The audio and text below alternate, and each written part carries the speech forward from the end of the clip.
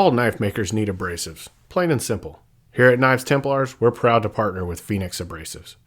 I used to get my belts from another company, but they spent more time on marketing than they did customer service, sometimes taking 2+ weeks to ship my order. That's not the case with Phoenix Abrasives. They're obsessed with committing all of their resources to customer satisfaction. Whether you're using a 2x72, 2x42, 1x30, or something else, they've got you covered. They even carry Rhino wet sandpaper. So go to phoenixabrasives.com/shop and enter promo code TEMPLARS10 for 10% off your next order. 3,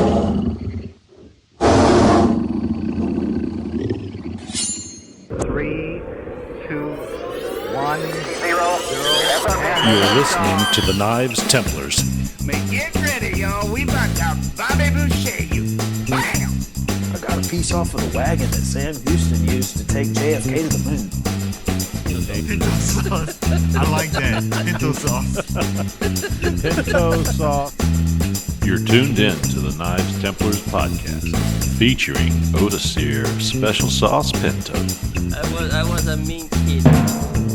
Long time listener, first time caller. Eric T.R.E. Rivers. Holy crap, I built something. Don the Train Watson. I can pay off all my credit cards and beef jerky credit line at Buc-ee's. Joey the Riot Terrier. Cochon de lait will make you smack your lips and anyone getting too close to your plate. Mark Vasallo. You drinking my soupy? And Chip Shegman Carlisle. And now broadcasting alive, it's the Knives Templars. Coming to you live from Porkhouse Studios located in Hartselle, Alabama and other U.S. locations. This is the Knives Templars podcast. We are the coolest knife-making podcast on the planet, and we are downloaded around this big blue marble in over 24 countries. We are on air, on demand, and heard worldwide in all of your favorite apps and at knivestemplars.com. So, hey guys, welcome to the Knights Templar. The Knights Templar, I say that for a reason. You're going to hear a little bit later on. We had some listener feedback, and it's not good. Hey, this is Chip Carlisle with the Knives Templar, and we're going to welcome you to Season 4, Episode 3. And let me tell you, we've got a lot to offer tonight, and the reason being, I just want to know, did you know that we're heard in over 30 countries now, guys? Oh, that's nice. 30 countries. 30. Hey, that group you're listening to, that is the great Don the Train Watson. Hello, Don. Hello, how you doing? Well, good morning to you. Mark VMAX. Somebody may be listening to this in the morning. That's right. Mark VMAX Vasillo. Vasallo. Yeah, not vasectomy. Vasillo. No. Oh, God. That's personal. You don't have to divulge that on there. This is not Jerry Springer. All right. That's right. But I am here to let you know Pinto is 100% your child. Hello, Odisir Pinto. Welcome to the show. How you doing? Happy to How be you here. doing? Man, look at you drinking Coors beer tonight. You couldn't find any Corona? Yeah, decided to do a little change. Just mixing it up. Yeah, Just mixing it up. Yeah. Make it easier. I don't need to have a bottle opener. Just twist. You must be getting old. I see Coors Light written on that thing. You're like me drinking light beers. So, and we've got we've got Eric the Train, VMAX, Panther, the Rivers Experience. Rivers with us tonight. Yeah. Well, I say that because you created a lot of us, Eric, and I don't mean you created us per se, as in you made us what we do and what we are, but you've been an inspiration to a lot of people gaining the desire and seeing how to make knives. So you're a special part of our team. And guys, we got something really cool for them. Oh, go ahead. I cut you off. I was going to say, well, thank you for that. It's always good to hear. You're very welcome. You deserve a lot of kudos. And we've also got a very special person on here tonight for our Maker's Mark series, and we'll have that a little bit later in the show. But interestingly enough, this is like the year of the Joshes, isn't it? Yeah, it is. Yeah, we've got another. I know. We have a minister on, a great guy from Texas, and then all these people with biblical names start coming in the show. Except it's just like Joshua, Joshua, Joshua, and I feel like I need to go do some reading on Joshua. But we've got Joshua, and he's a fisher. Joshua Fisher, a fisher of men. I don't know. I'm seeing connections here, but Joshua Fisher's on the show, and man, what is so cool about this? We're getting all of these. Uh, Forged and Fire guys on the show, and I would have never guessed it watching parts of that show. I've started actually watching a little bit of the shows because I just didn't before. I don't watch a lot of TV, so it never. I actually went into knife making without ever watching a show. But all of a sudden, I'm meeting all these cool Forged and Fire guys, and I have not met one I dislike yet. Welcome to the show, Joshua. Josh, excuse me. Thank you. It's good Thank to you. be here. And you're up in Kentucky, right? Yeah, just outside of Cincinnati. Just outside of Cincinnati. So I guess you know where Lexington is. Yeah, that's probably about 2 hours south of us. Hour and So a half, you 2 hours. so you live close to Cincinnati then. Yeah. Well, that's still close enough. My son lives in Lexington, is going to school up there. Right. He and his fiance live there, and I will say I will be at your forge and all that, looking for handouts, gifts, and mostly training and experience because I've seen your work. It's beautiful. So, Joshua, welcome to the show tonight. We'll chat with us, but we're going to look forward to zeroing in on you just a little bit later. Welcome. And this is where all the guys say, welcome, Josh. Welcome, Josh. Welcome, Josh. Well, welcome, Josh. So, we're in season 4, and guys, I'm going to tell you, I think we are one of the best podcasts out there. Our listenership continues to grow. I'm getting more and more feedback on the internet, and they're really people coming from all over. And while we are up there with our colleagues that have podcasts, I think we're one of the best. One of, meaning there's so many good ones. We have our little group online that we chat among the Knives experience, or excuse me, the Knives perspective, and also the art of craftsmanship with those guys. And we've become really a tight little community. And I love the fact that we're not competing with each other. We're just adding value to each other for sure. Most of all, we wouldn't get there without you guys. Thank you guys for listening. And if you're sitting in your car, at your house, in your forge, in church, you turn it off till you get out of church, guys. But if you're listening to us in church or somewhere else, thank you all for listening, and we appreciate it more than anything. Hey guys, who's been to knivestemplars.com recently? I always ask because Oh, yes. It's great place to go. yeah, I've updated it. You'll see our last guest is on there tonight or now, and you'll also see our podcast if you're listening at work or somewhere where you don't have access to a device, but you've got access to a browser. You can just go to the knivestemplar.com and listen to the podcast over your computer at work or wherever you may be that you may have a computer on your tablet, on your phone, or so on. I got to tell you one other thing as we're getting going here. Who loves Ameribraid grinders? Raise your hand. Everybody raised their hand. Everybody, but not everybody necessarily has one on the show. But we know it's a wonderful product, and I am so excited to tell you that our buddies over at Ameribraid have extended their offer through June 30th, 2023. If you buy one of their 3 Get Grinding packages or one of their 3 grinding packages, there's a Get Grinding, there's an intermediate, and there is the Mastery. Is that it? Is that it? Mastery package? Yeah. Yes. Mastery package, excuse me. If you put in Templars 100 at checkout, my friends, you are going to get $100 off your order, and they also offer free shipping on those big packages like that. So take advantage of that. I actually got my Ameribraid grinder this time last year at Blade Show. I actually received it probably around the 1st of July, but we're getting close to it because I'm getting ready to go to Blade Show where I went and laid my hands on that equipment. And since then, I've continued to add pieces to it. And that's what's so cool about it is once you get one thing, there's 1,003 other things out there that you can add to it in the way of accessories, whether you're wanting surface grinders or grinding wheels or tables that articulate in different fashions, or just hand tools and beautiful shirts. I think I've got mine on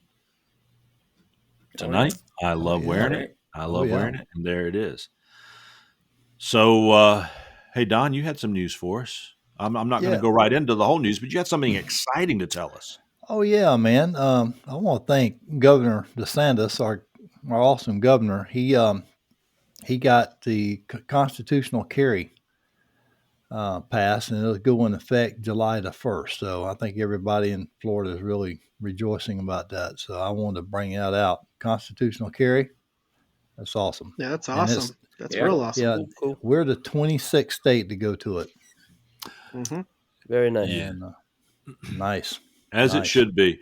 What I read something the other day that the Second Amendment said it doesn't give us the right to bear arms. It gives us the right. How is it? How does that go, guys? Don't let me screw it up. You don't have the right to own guns. You have the right to protect yourself from. They can't take away your right to own a gun. Something like that. That's correct. I don't know. I'm like that cop on y'all. Y'all are too young to remember Sanford and Son. That was good. There was the one cop that got everything right, and there was the other cop that said every little phrase wrong, and he had to correct him. So you know, he'd do things like "What's up, Jeeves?" and the other guy would look at him and go, "No, what's up, Jive Turkey? You got it wrong again." So anyway, and that's a little 70s humor there. That's right. I don't want to offend anybody. That's 70s humor, guys. Archie Bunker and Red Fox and all that. You just don't understand. That's a different time. Eric Rivers.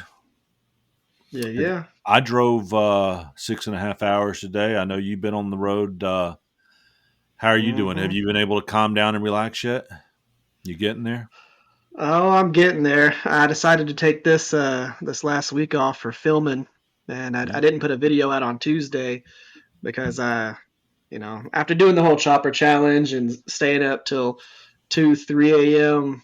making that thing happen and editing videos and doing all that stuff, I was like, I need a reset. And of course, directly after that, I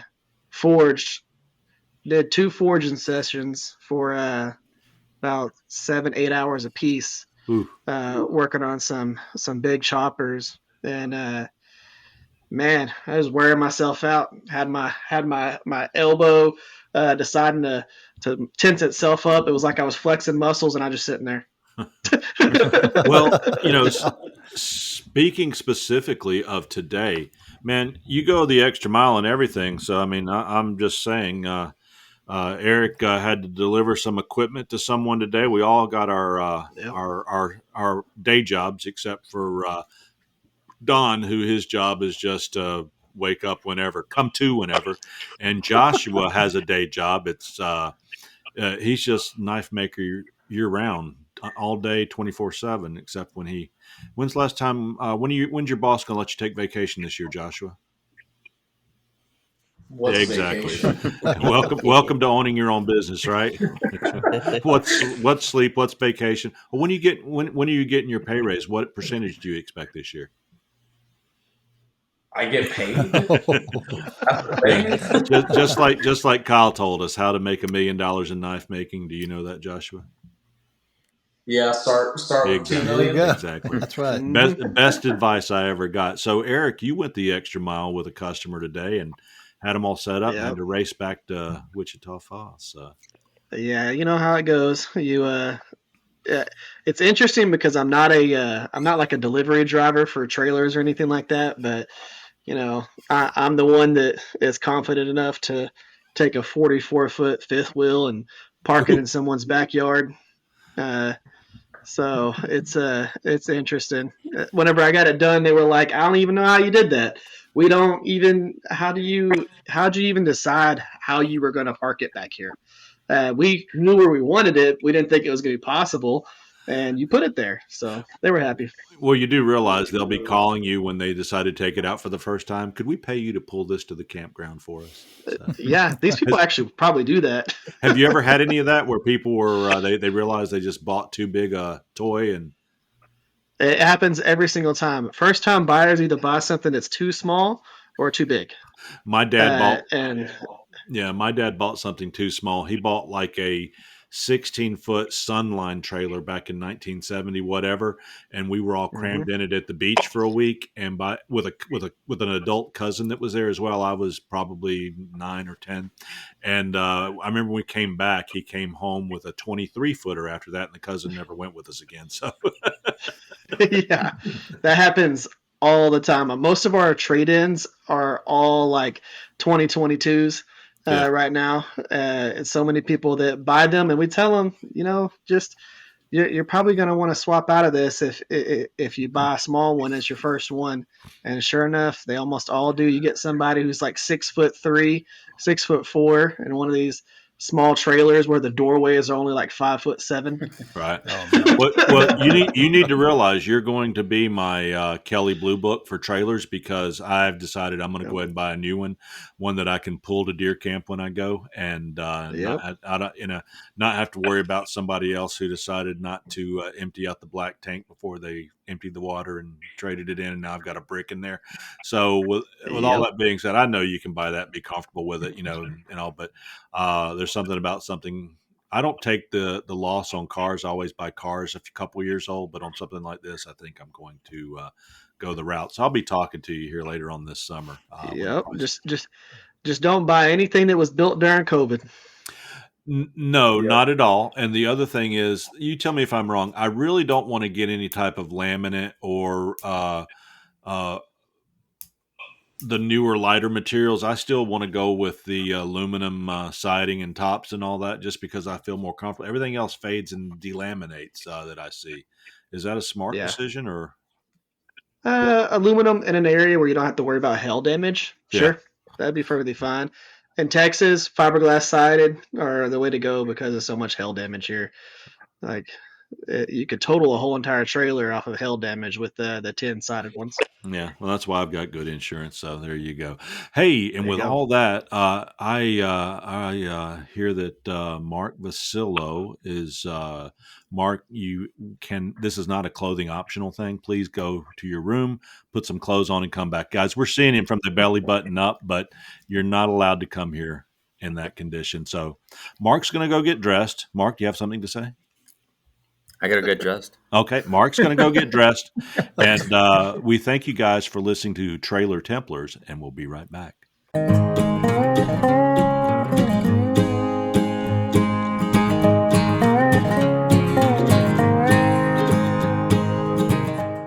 Hey listeners, let's take a moment today to thank one of our sponsors for today's show, and that sponsor is AmeriBraid Grinders.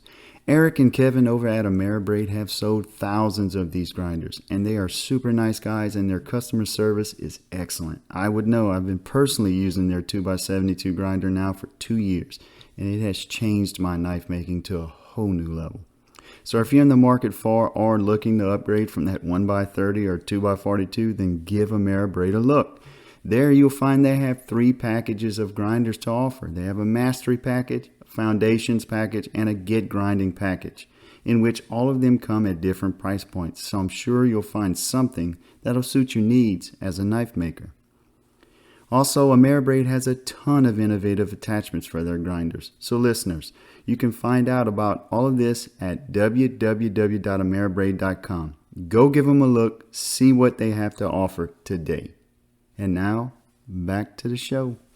So, Mark, I do love your new T-shirt, but I tell you what, I wish you had picked a different beer brand to wear as far as T-shirts go.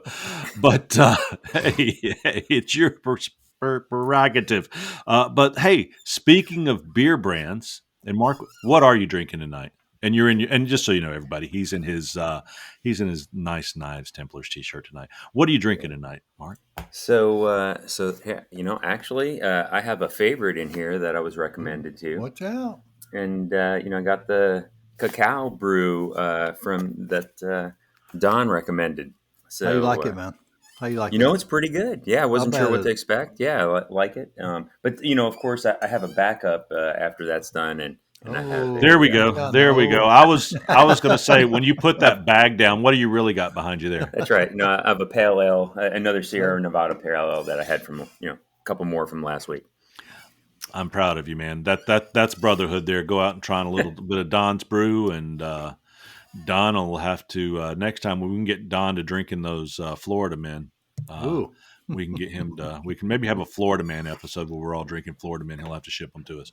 Otis here. We know that you sent the old Smokey over to the to get up some of that Coors and run it back over to Laurel, Maryland in 24 hours for $50,000. So eastbound and down, congratulations on that Coors beer. It's nice to see you drinking something that does not require a lime to hide its bad taste.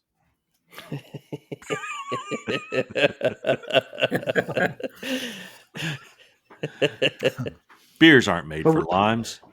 Corona is definitely a acquired taste. Yeah, I kind of like it. Yeah, it has No kind lime of though.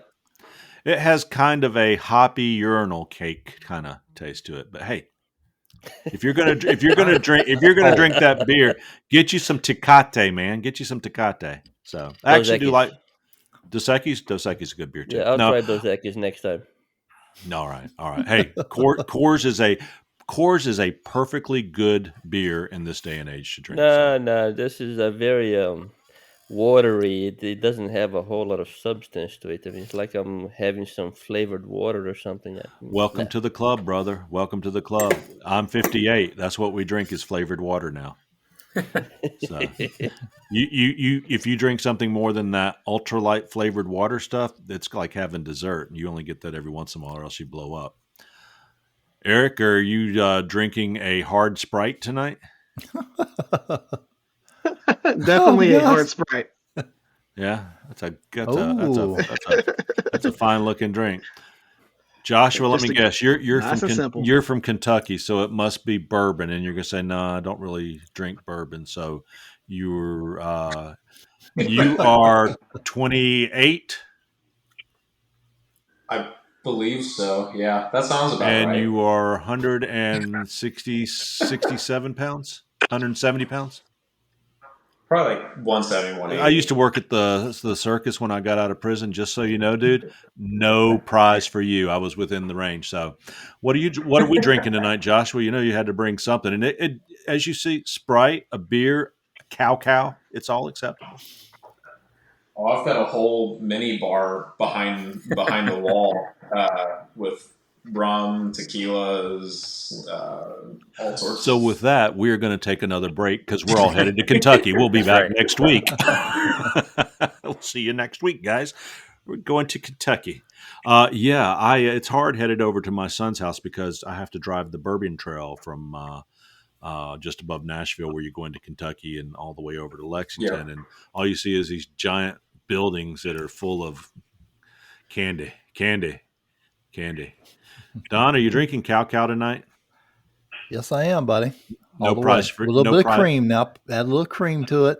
Yeah, half and half. Bailey's Irish cream. Bailey's Irish cream. No, it's I think Publix cream. Publix. Where shopping's a pleasure. Well, you know what? That's a acceptable answer too. 10 points for you tonight. So keep track. Oh, he's got a coffee press. He's making his cow with. You want to make it in a French press. It seems like it does really well if you put it in a French press, Mark. Yeah. All right, I'll try that next time. Hey, Joshua, did you see his fancy cup he's got there? Look at this. No, your fancy cup, not your pot. Oh my cup. He's older than me. He doesn't. There you go. Nice. Don Watson Knives. Thank you. I'll have to get with you and where you got the that cup at, because I've been slacking when it comes to merch items like shirts and things like that. And yeah. That's my mid-year goal for this year, is to get some various merch items. Yeah. Well, it's worth it. Go ahead. Yeah, it is. It is, and you've got a beautiful brand. I've been to your website, and yes, yeah, love the artwork on the front, the pictures of you and your shop and everything. Hey, Mark VMAX, did you get your special shirt in the mail this week? I did. It's actually in the wash. I've been wearing it already. You've already worn it? You mean Wow. which one? Yes. I got a That lot of one. shirts. I got Tell me. the Forge Council one. Of course, that's the shirt Yeah, this week. Last yeah. week No, it I was was gonna. identify. Yeah, last week was the identify as a light knife maker. Now it's the Forge That's Council right. shirt. So you've been wearing it, and you've worn it to dirty already. But yeah, I like it. It Well, was a good shirt. I was well, I've been excited. traveling. I've been traveling all week, so I came home today and opened mine up. I got two of them, and man, that printing came out beautifully. It looks good. So I will tell you guys, tomorrow is the inaugural kickoff of the Alabama Custom Knife Makers Guild. It's being hosted by Forged in Fire contestant and Forged in Fire champion. Gary Graham and Josh Howard. And we will be having it up at Josh Howard's shop, which is it looks like a TV production place in itself. It's so beautiful. So we'll be kicking off that tomorrow, and everybody's going to wear their nice new shirts except me because I want to stand out. I think I'm just wearing overalls and no shirt. So I like to make a splash. What are you guys laughing at? Because that takes me to the next thing. Otis, here last year you said you wanted me to sit down so you could sit on my lap and ask for a new grinder for Christmas. You're like, you look like Santa Claus. I'm like, you son of a panther, you. And so I am now down 15 pounds. Thank you. Thank you. I'm going to insert some clapping Okay. since you guys Congratulations, aren't man. there. Yeah. But I'm down 15 pounds. I'm still a fat boogie, but I'm headed in the right direction. I'm going to get back to 185, which is where I began this journey of pre-COVID eating and just enjoyed life for about 3 or 4 years and turned into chip and a bag of fertilizer around my waist. So here we go. So no Christmas presents for you, Otis. Here, matter of fact, I hear you won't be there for I how am I going to get a free knife this year? You're not going to be a blank show. Gosh. Yeah, I'll try to put it in Darn. the mail. I'll just put it in the Well, mail. what happened? Yeah, and if it's personal, like a restraining order or no trespassing, or you did something weird down at Fort Benning, I mean that's fine. You don't have to tell us. But why aren't you coming to Blade Show? You know, life happens, and Okay. I'm not gonna. Yeah, let's cut short right there. But life happens, so I'm not gonna be able to attend this year. Maybe next time. Hmm. Um, He's not allowed yep. in Georgia, guys. He got down to Fort Benning and he brought the Panther and said, "Say hello to my little friend," and it went crazy on base. And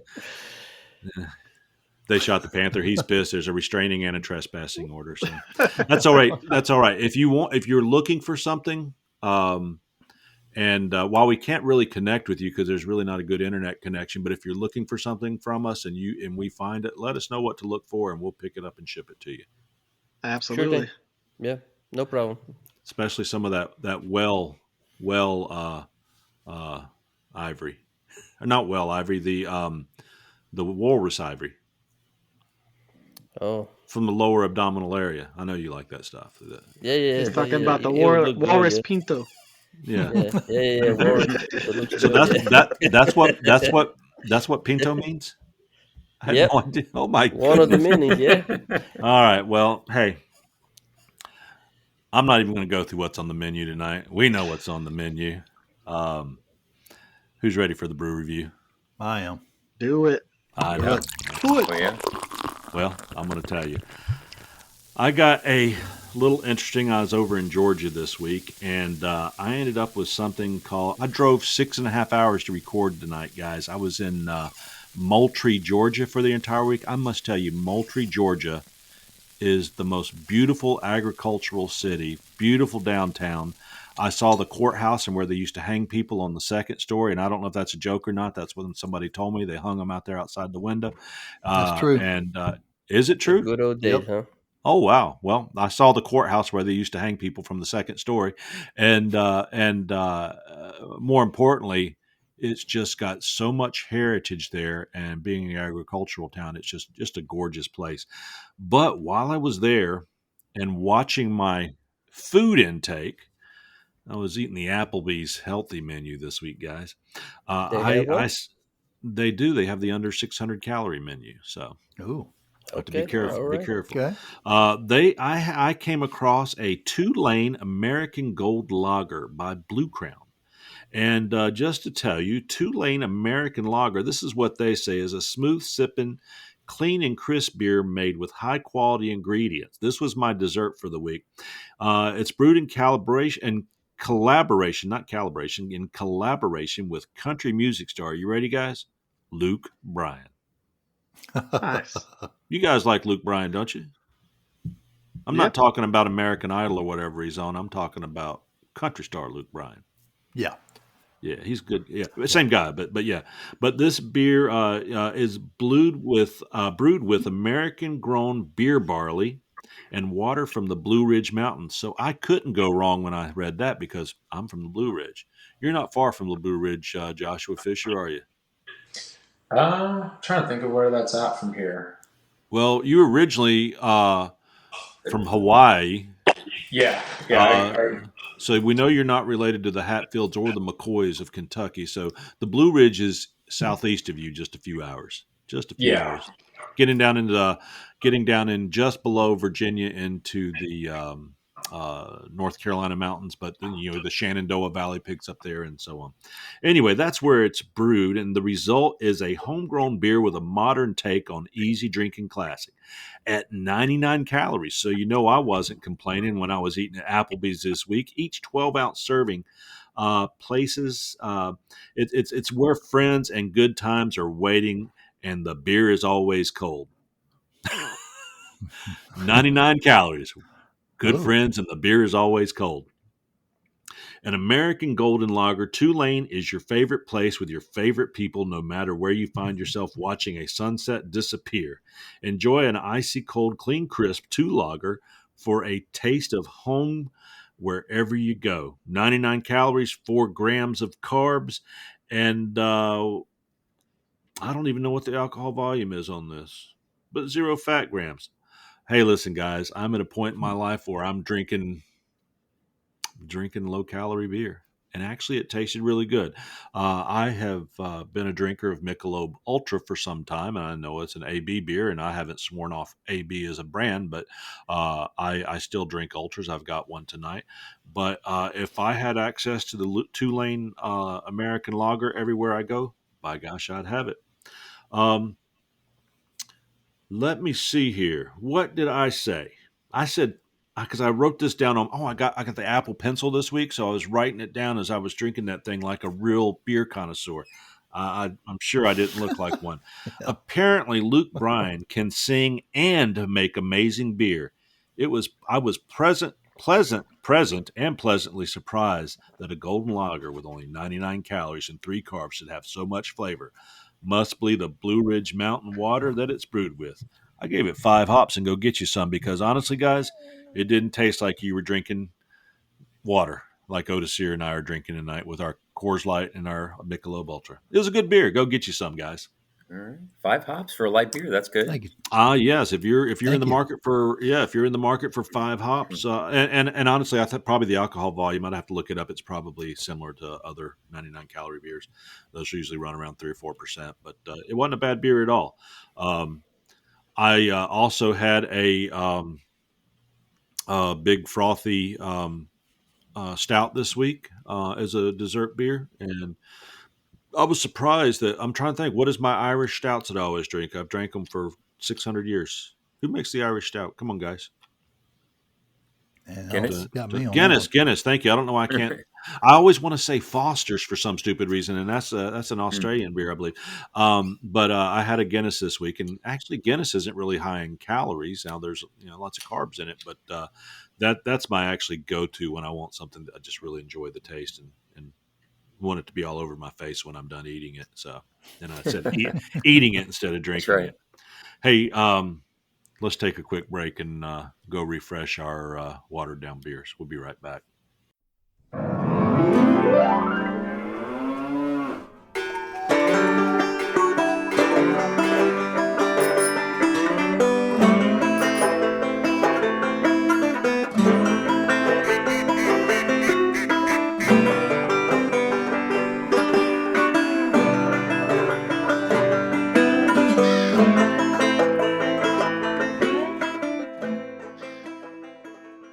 Hey guys, what was your source of inspiration when you first decided to make knives?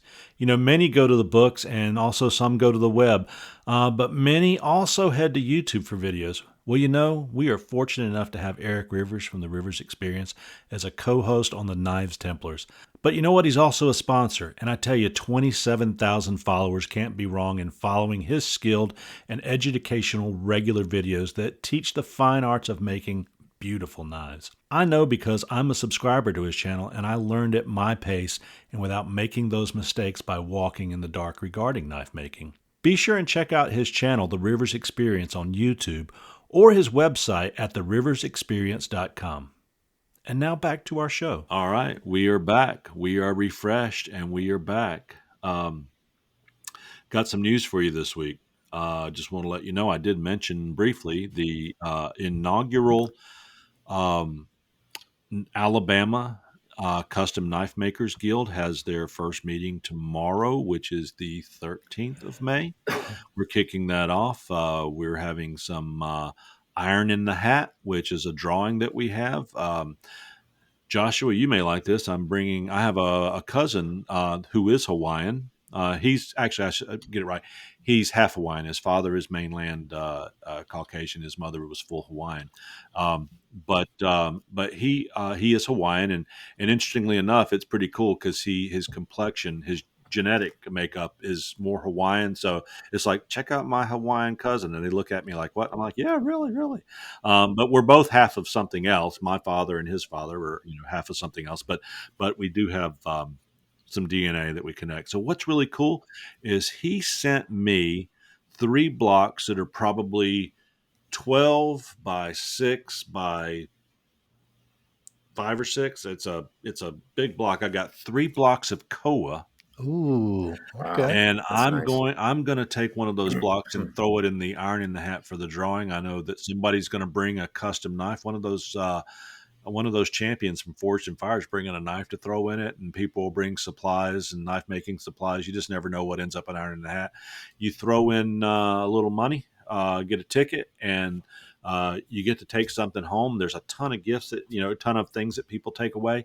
It's a really good time, and then the money goes back into the guild. So I'm looking forward to Iron in the Hat. We're also going to be learning canister Damascus tomorrow.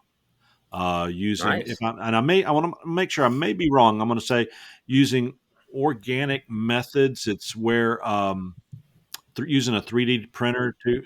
Okay, so Joshua, what is that? Using the 3D printer?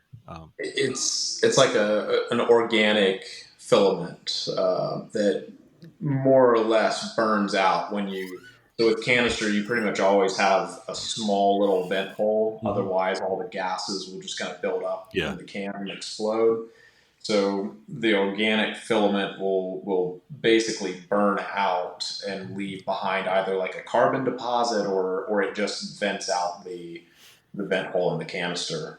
There's some really neat stuff people are doing with that. Yeah, I saw that Josh Howard had made an Alabama Crimson Tide knife, and the steel has the houndstooth all the way through it. And I'm like, how in the world do you do this? And I think that's the method that he used to create that. So we're going to be learning that tomorrow. And Mark, I hate you're going to miss it, but as I've told you, you've always got an opportunity. I got 3 bedrooms upstairs and 2 baths, and I won't bother you. You can spend the night, and we'll head to them meetings together. So. Yeah, I'll probably take, once I get through a Blade Show and a couple of these other things going on, maybe in the fall, I'll have to take you up on one of those. Love to have you. Love to have you. And I know you like the outdoors, so maybe we can, if we plan it just right, maybe we can do an overnight out in the Bankhead National Forest and do some wilderness cooking and a little bit of hiking about 5-10 miles in or something like that and come back out. Yeah, that'd be awesome. I always like to take somebody that can carry me out just in case. I've seen your resume. You could probably drag me out. So, and it's okay just to leave me there and, just bury me deep enough that the animals don't eat me. I want an open casket and, just make sure you send somebody back in to get me once you march out. It'll be all right. I've lived a good life. Guys, in just over 15 days, we've got the wonderful Blade Show, June 2nd to 4th, Atlanta at the Cobb Center. Blade Show is brought to you by the editors of Blade Magazine, the world's #1 knife community and publication. Globally recognized exhibitors and legendary makers gather under one roof to introduce you to the largest selection of blades, knives, and outdoor gear in the world. Shop hundreds of exhibitors and hold the world's best knives. And I've held some beautiful knives there, ones that just made me go, ugh, dang, these are nice. I held a $20,000 knife last year.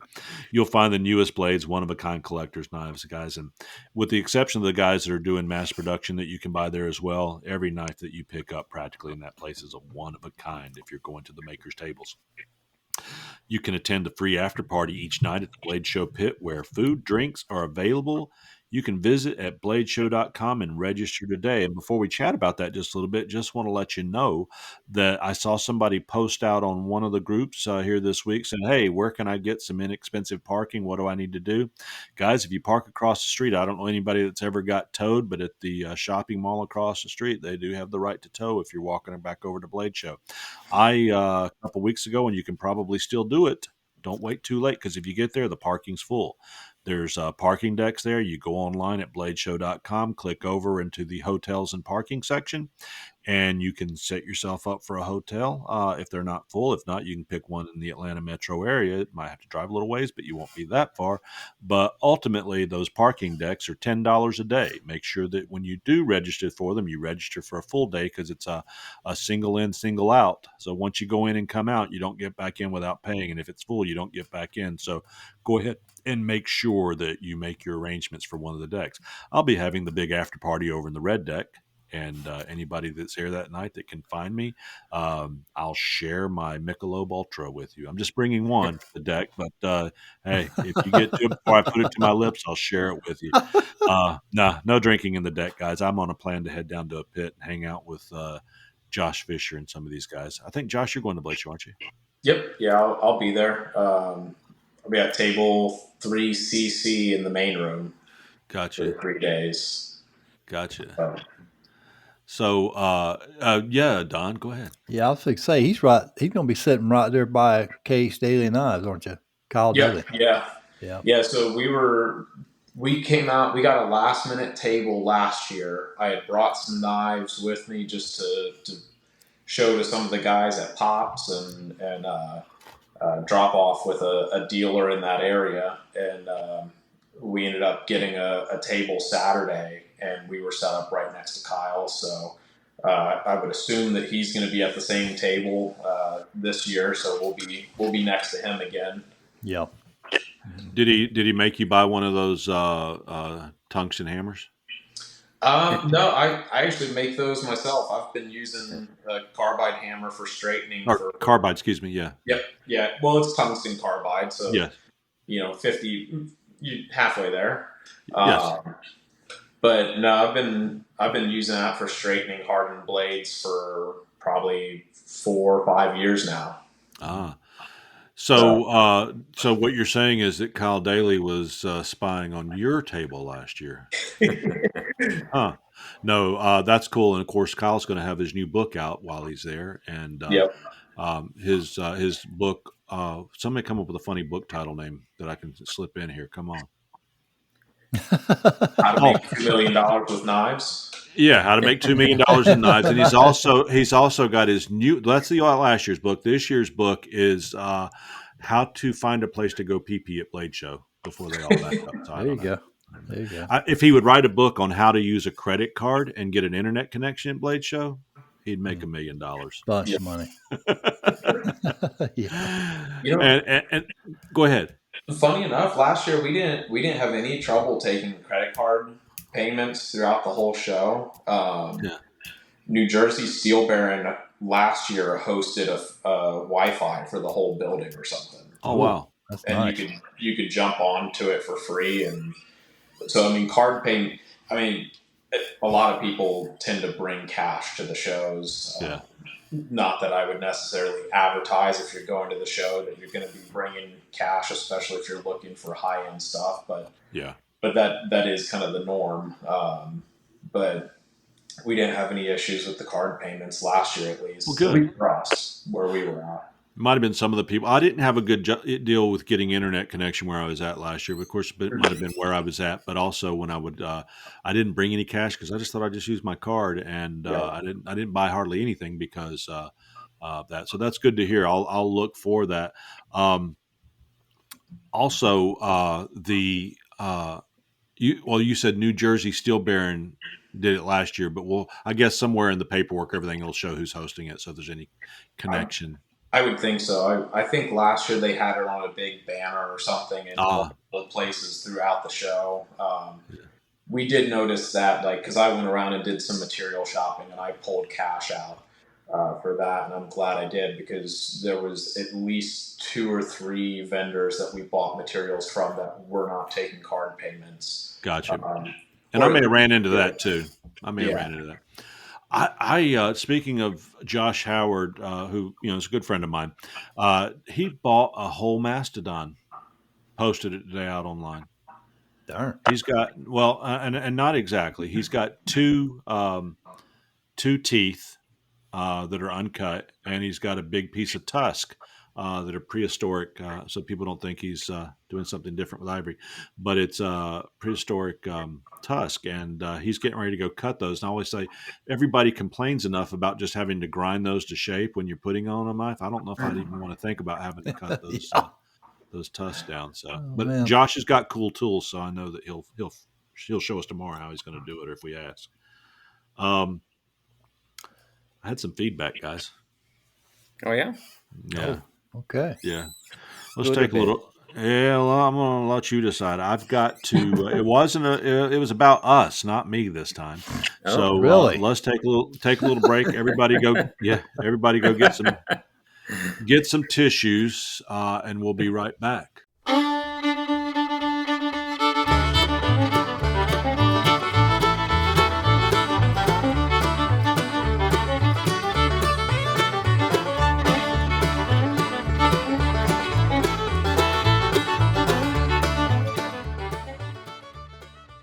Majestic Forge is owned and operated by Brian and Kayla Horn in Rushville, Ohio. With many years of experience manufacturing 2 to 5 burner gas forges, Majestic Forge is your #1 source for blacksmith forges, farrier forges, and specialty forges. They are dedicated to creating top-of-the-line forges at a price you can afford. Majestic Forge has supplied forges to blacksmith schools, high schools, colleges, production shops, and TV shows such as Mythbusters. And Majestic Forge is the forge of choice for televisions forged in fire. Knife makers are in luck as they offer forges that come with 2 or 3 deluxe burners. Here at Knives Templars, we are sure that you can find a USA-made Majestic Forge to suit your needs. Check out your next forge at majesticforge.com. Hey, welcome back. Are you guys ready for cry time? Well, yeah, I'm ready for it. Let's do it.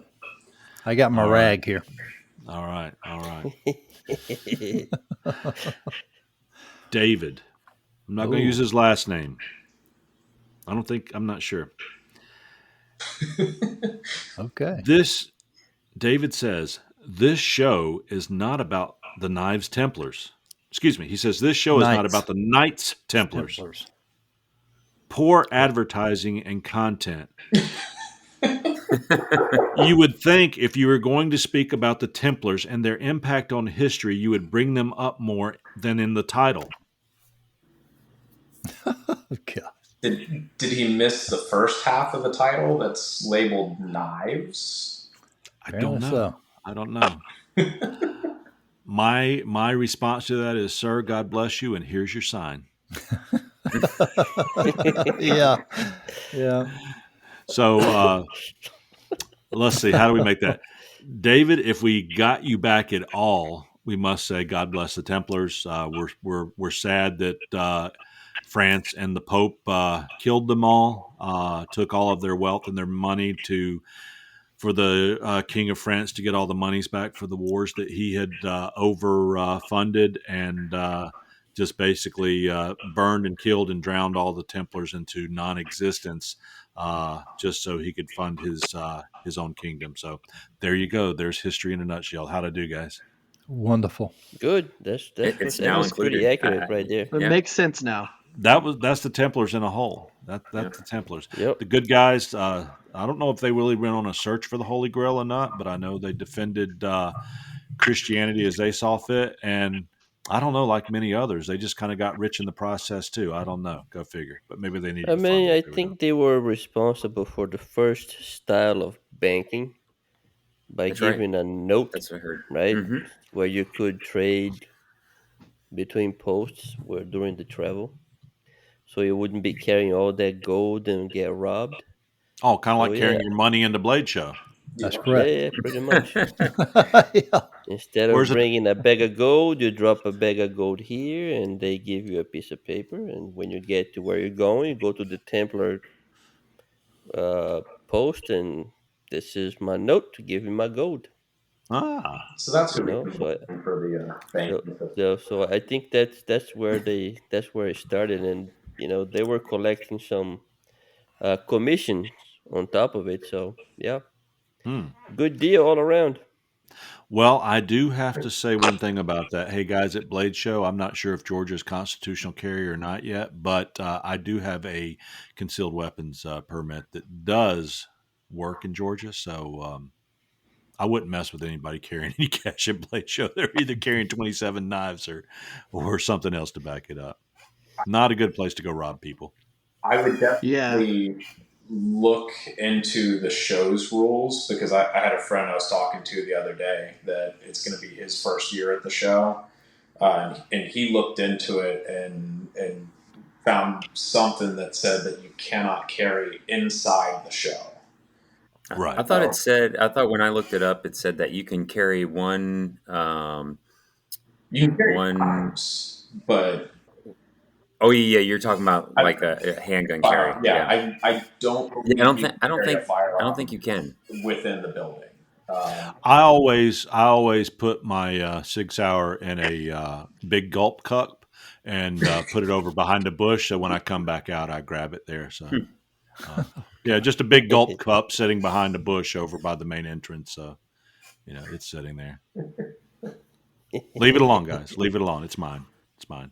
If you pick it up, make sure you get it to me. But after I leave the show, no, I don't live my life in fear. But honestly, who would want to do anything bad? Because 8,000 people would come to your aid, all of them brandishing pointy things with handles. That's right. That's right, man. And probably some of the sharpest pointy things with handles you've ever seen. Unless it's what do they call those? The balisong, the little butterfly flipper guys. Oh, the butterfly knives, yeah. If they come after me to save me, just you put me out of my misery, guys. I don't want to be saved by those guys. Especially what does the fox say, boy, that we saw last year? He identified as a fox, did he not? Otis here? Yes, sir. Oh yeah. Yeah, he was dressed as a fox. Yep. What does a fox say? Bing, ding, ding. Yeah. I woke up Sunday morning, no way to turn my head that didn't hurt. Did you see them at Here for breakfast. the pit after the show?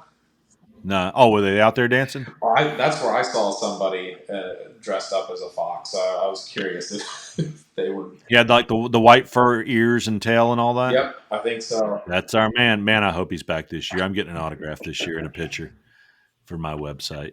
Hey, to each his own. I don't judge. People don't judge me. Well, they do because I need to talk more about the Knights Templars. That's correct. There you go. Well, that takes us to this, guys. Are you all ready for a little Pops Maker's Mark? Let's do it. Let's We go, are. man. Ready? Well, we will head there right after this. What does the fox say? Be right back.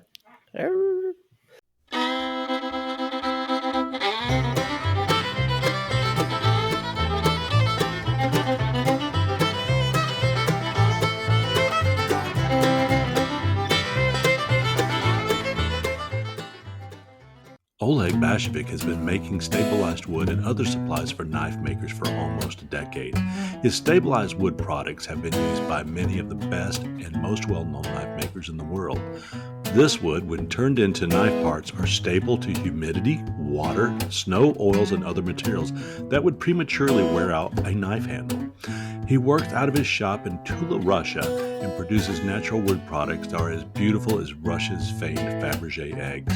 Knife makers around the world will tell you that his blocks should not be cut and placed on display. Oleg has distribution centers in Russia and in the United States. He's shipping right out of the Philadelphia, Pennsylvania area, so if you're looking for something in the States, you can have it in just a few days. I guarantee you'll be excited to get your package that comes wrapped beautifully, already polished, so that you can see the most beautiful grain and colors that he impregnates into each piece of wood. You can find Oleg not only on Facebook, but you can also find him at knife-wood.com. That's knife-wood.com on the internet. Go out and take a look at Oleg's products. I'm guaranteeing you'll be happy to put them on your next knife. And now back to the show. Welcome back, guys. Welcome back. What does the fox say, Otis here? Yip, yip,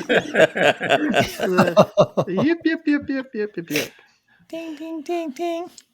Thank you. Somebody at least knows that song. My grandchildren are three. My grandchildren are they're 3 years old, and I introduced them to two songs by Evis. One is "What Does the Fox Say," and so that song's like probably 12 or 13 years old. I think it was 2009 or something. And the other one is called "Mr. Toot," and you'll have to look up Mr. Toot online. Just look up Mr. Toot. Well, the question actually has the answer is it depends. Yeah. Yeah. Depends on where you toot, or depends on the fox, or it depends on how hard you hit him. Who said we were talking about hitting the fox? You said what the fox say. It depends. It depends. That one last year at Blade Show was going, Billy song along, along, along, Billy song along, along. He was flashing these knives around, so he was cool. He was cool. He was entertaining with his goth friends. So there you go. Okay, don't judge. Don't judge. Otis here. No judgment. Don't judge. No Stop judgment. it. Don't judge it. I do my own thing, so you know. Yeah. Yes, you do. You're the panther. What does the panther say? Meow.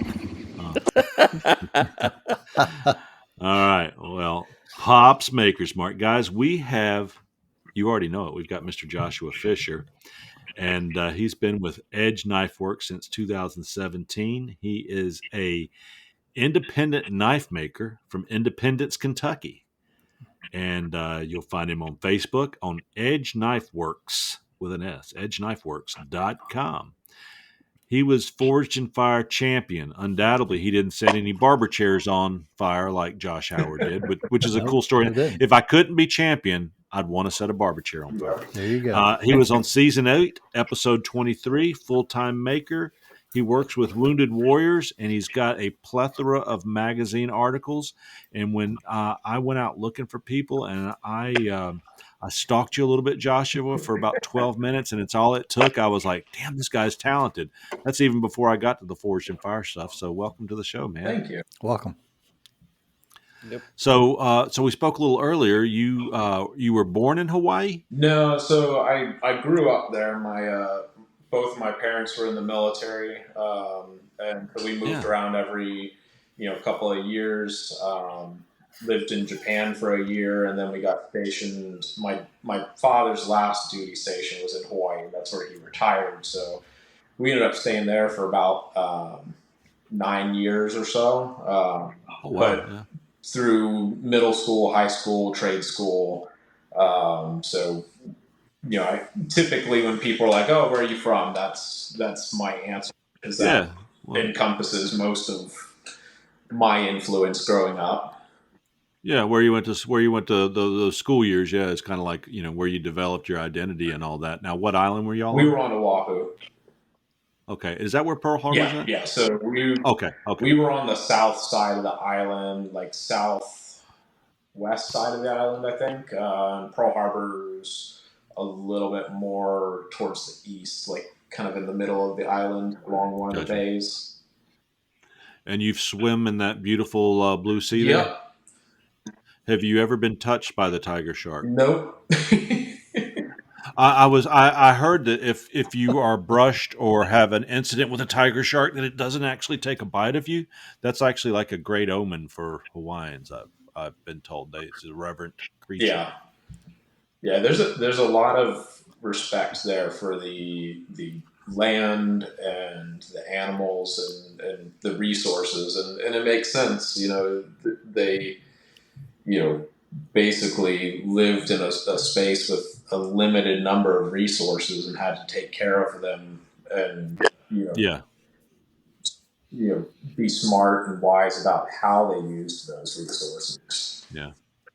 And then Asia and the United States and everybody came in on top of Yeah. them, which is fine. That's how the world works. I mean, a lot of people, and I don't want to upset anybody, they say, well, these were the first people here. And I'm like, no, they weren't. There was somebody there before them. Everything is just a constant evolution. The fact that we've got Asian carps running around in the Mississippi River has everything to do with somebody introduced it. And eventually 100 years from now, yeah, they were introduced here, but the Asian carp is now a Mississippi River. Everything's an invasive species, and we invaded. My uncle invaded Hawaii, and as a merchant marine, married a woman, and he also invaded Philadelphia, Washington State, and I hope my cousin's not listening. But everywhere he invaded, he has a son named Jack. So just so you know, do you know any Jack Carlisles while you were there? No, not that I can think of. And you're not related to a Jack Carlisle. Not as far as I know. Good. Well, we're not family. It would be fine. You just never know. This guy really got around as a merchant marine. So I think Eric and Rivers are slightly related. So, so tell me about how you got into forging as a whole. I came into it from a carpentry and woodworking background.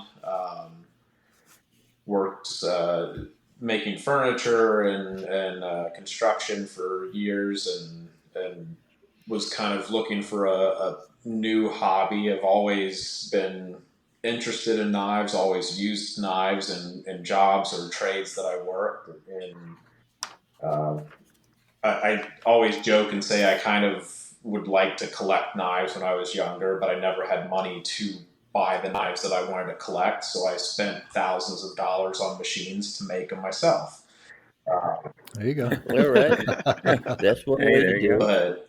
But yeah, no, I came from a woodworking background and just really enjoyed the being able to make something from scratch, and also I would say that at least the type of knife making that I do is very organic. It's not super structured as far as like with woodworking, especially furniture building. It all comes down to how well can you build a box. How accurately can you measure to set your table saw fence and set guides and stop blocks, and it's a lot of repetitive tooling and using those tools to create shapes, versus with knives, a lot of it's very organic, especially if you're not doing CNC or automated knife making, where we do a lot of what people could consider sculpting on grinders. Mm-hmm. Yes, that's neat you say that, because it's art beyond all other things, and I think you see that with a lot of people. My thing was woodwork, but I mean, I can frame and this, that, and the other, but my whole thing was doing art in the form of making fishing lures. And I did a lot with not just making a teardrop shaped lure that goes to the water. Well, I did a fine share of that. I also made a lot of things that I carved that were more realistic also to use as lures. I got into some pottery. I've painted and this, that, and the other, play the guitar. But at some point in time, I've always had a fascination with knives. And somebody just said, hey, I'm going to go out and buy a buck knife. And I said, I would like to try and make you one. And that's how it started with me. But a lot of us seem to stumble into it. Either, there's a love of knives, and then there's a love of the artistry. and then you finally realize it one day. You just take that step and get a piece of steel, and there you go. Yeah. And it's, I think for a lot of people that especially those that maybe liked to collect knives, it's a very easy jump to go from collecting knives to thinking, oh, I'd really like to try making a knife. And, my complaint with a lot of the cheaper knives that I had growing up was that none of them were very good quality. And you feel like you were constantly throwing them away or they just wouldn't hold up. And so being able to make knives now and focusing on that aspect, that I try to make something that's a good quality that's going to last for generations. It's amazing how many brand names that are out there that are sold as knives, and they're people have the perception these are really good knives, and they don't perform, hold together, stay sharp, or anything. And um, I'll have people that knowing that I make knives, want me to see this special knife that they bought, and I'm not talking about Benchmade and other names that are really good that are more still what I call retail knives, but it's they hand me these knives, and I don't ever hurt anybody's feelings by any means, but I always think you could do so much better with a little bit more money, even like spending it on a Benchmade or something. So yeah. So is your wife an artist as well, or does she do something along those lines with you? Or She is in a completely different way. So she's actually a photographer and a musician. So she helps me a lot with the photography for the business. She also does a lot of nature photography. She likes to hike and be outdoors. Yeah. So I would say that in a sense she's more of an artist than I am when it comes to mindset. Especially when it comes Yeah. to music and things like that. I couldn't even play a triangle, on keyboard. But even though knife making is fairly organic, it's still a very mathematical kind of technical process, and I tend to kind of look at it more Yes. in that regard, over art as a whole, if that makes sense. Yeah, there's certainly a big mix there, and somebody can make the argument if you look at the photography, and I'm shooting a major motion picture right now, and while I'm doing that, the there's those same aspects of the mathematical aptitude even comes into that, or even painting or anything that we do, understanding that down to that level. But yeah, I think that like you, I relate to knives much better than I do when I pick up a guitar. I'm the riff master. I can play a few songs too, but I am deaf. Don and I are actually going to start a band called Riff Master Chip and Don the One Watson, and we're going to play a lot of like Skinnerd and Rush and everything. But it's just the interlude and the chorus. Yeah. And Santana. we'll probably get the words wrong while we sing them, but it won't matter because we're going to buy everybody free beer. So Yep. you tell me about your experience on Forged in Fire. How'd you get on, and how'd all that Sure. go for you? So it was a lot of fun. It was a great experience. I I saw Doug Marcaida had put out a casting call for season 8. I think they were starting filming, and so I had sent an email to the casting department, to kind of throw my name in and apply to it. Didn't hear anything, for a couple of weeks, and actually, my wife, she was like, let me see the email. Like, what did you send? And we looked back on it. It was like I basically sent a paragraph of just words, no photos, no, like, nothing like outside of just my name and like what you would write on a resume.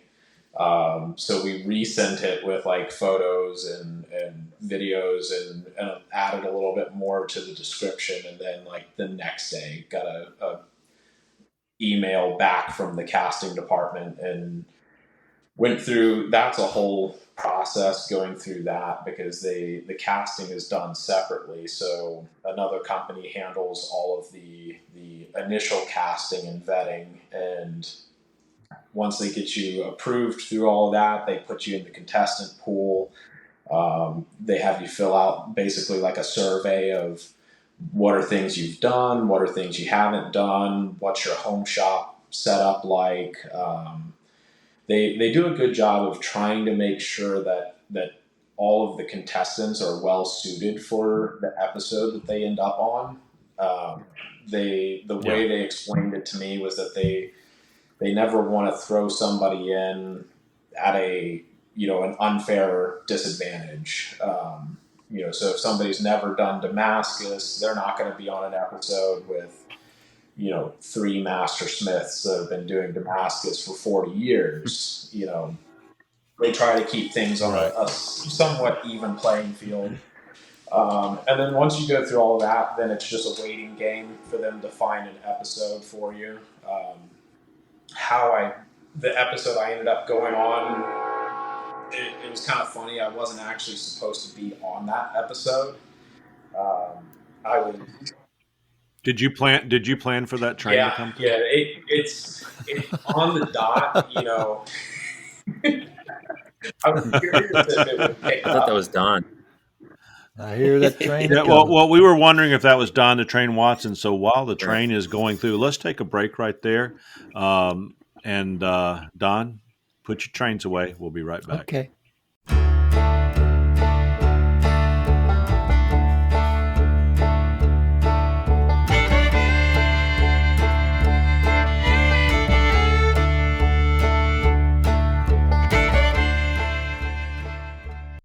Looking for a brand new or used firearm in or around Hartselle, Alabama?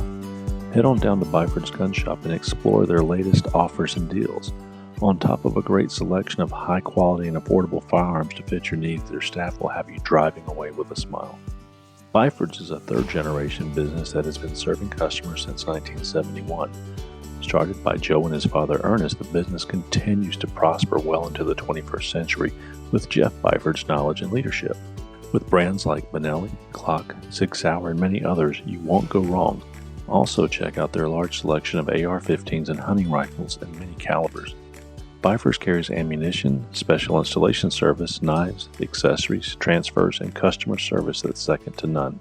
Stop in and see them at 510 Main Street West in Hartselle, Alabama, or like them on Facebook at Byford's Gun Shop. Their team can be reached at 256-778-3111. That's Byford's Gun Shop, where they go the extra mile to satisfy your shopping experience.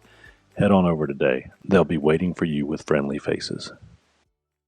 All right. Well, welcome back. Don has put his trains away. He's back to his refreshed cup of cow, and that he made with his French press. Don, you doing well? I'm doing good, man. Thank you. Yeah. Thank you.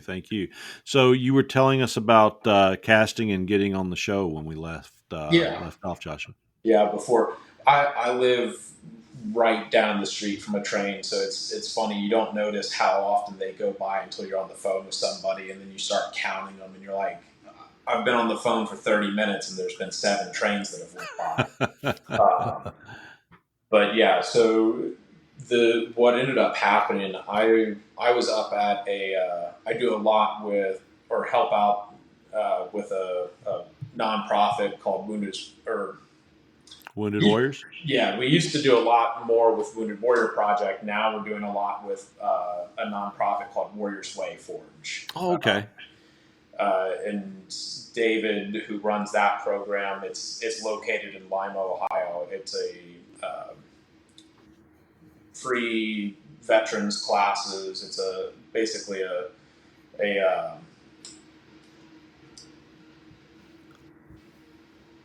any other time it would be on the top of my head. It's okay. It's like a form of therapy, basically. And he does blacksmithing and knife making classes. But we were up at his shop doing he does a 24-hour forging marathon event every year as a big fundraiser. And so we had been up there for 24 hours. I had been awake forging things the whole time, and then got home Sunday night, and then Monday morning woke up and had a missed call from the producers, and they had two contestants that had snowstorms that canceled their flights, and they were trying to find last minute replacements. So Monday morning I got a call. Monday night I was on a plane, and Tuesday morning I was competing. Oh man! So not only were you the last guy in the bucket for that particular episode, you went on and kicked everybody's butt and won the thing.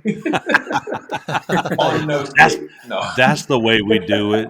We play our guitars on the MTV. Yeah, go ahead. That's a great story, though, in itself. Yeah, but it was a lot of fun. All the people were great. I to some extent, like if anyone watches my episode, you can probably tell I look like I haven't slept in days, and it's because I hadn't slept in days. But I feel like it almost helped in a way because I was pretty much just doing what I was told. You know, stand here, look this way. You know, there wasn't a whole lot of. I feel like a lot of people kind of psych themselves out. They constantly watch the clock or just get, you know, kind of out of sorts being in a different shop. And I think I was just too tired to really focus on anything other than doing what I was told to do. What episode were you on? It was season 8, episode 23. So the title is Sledgehammer Showdown. I thought it was the deer anus knife episode. I think see Otis Sear's head turned. He's like, I would have won that episode. Otis Sear makes a very particular type of deer anus knife for cleaning deer. But anyway, yours was the repeat your episode again. The title was Sledgehammer Showdown. So we ended up taking, they gave us like 10 to 12 pound sledgehammers. We had to cut a chunk off and make a knife in round 1 and 2 that weighed under 2 pounds, which isn't necessarily hard to do with the size knife. It's fairly, I would say if you're too far over 2 pounds, you're probably making knives twice as thick or heavy as they need to be. But, it definitely was a material management challenge because they give you such an abundance of material and trying to figure out, you know, how much you actually need to make your knife out of. Yeah. And then, what was the blade? What was the blade that won it for you? I ended up just making a simple kind of drop point camp knife. I stuck with something just simple and functional. They weren't, if I remember correctly, there wasn't really a stab test, so I could have even done just a competition chopper and done without forging a tip in. But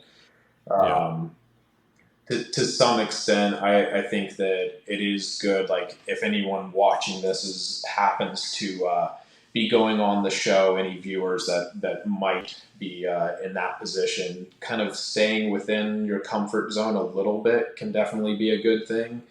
I think on national TV is maybe not the time to try too many new things. You got that, Otis here? If you're ever on there and they say make a Eric, name something fancy. Don't make a Quillian dagger. Don't make that type of dagger. Just make the deer anus knife and say, hey. There you go. and then and you know, stick within your comfort zone. Me, I would be making a little 2-inch blade, so call it death by 1,000 scratches.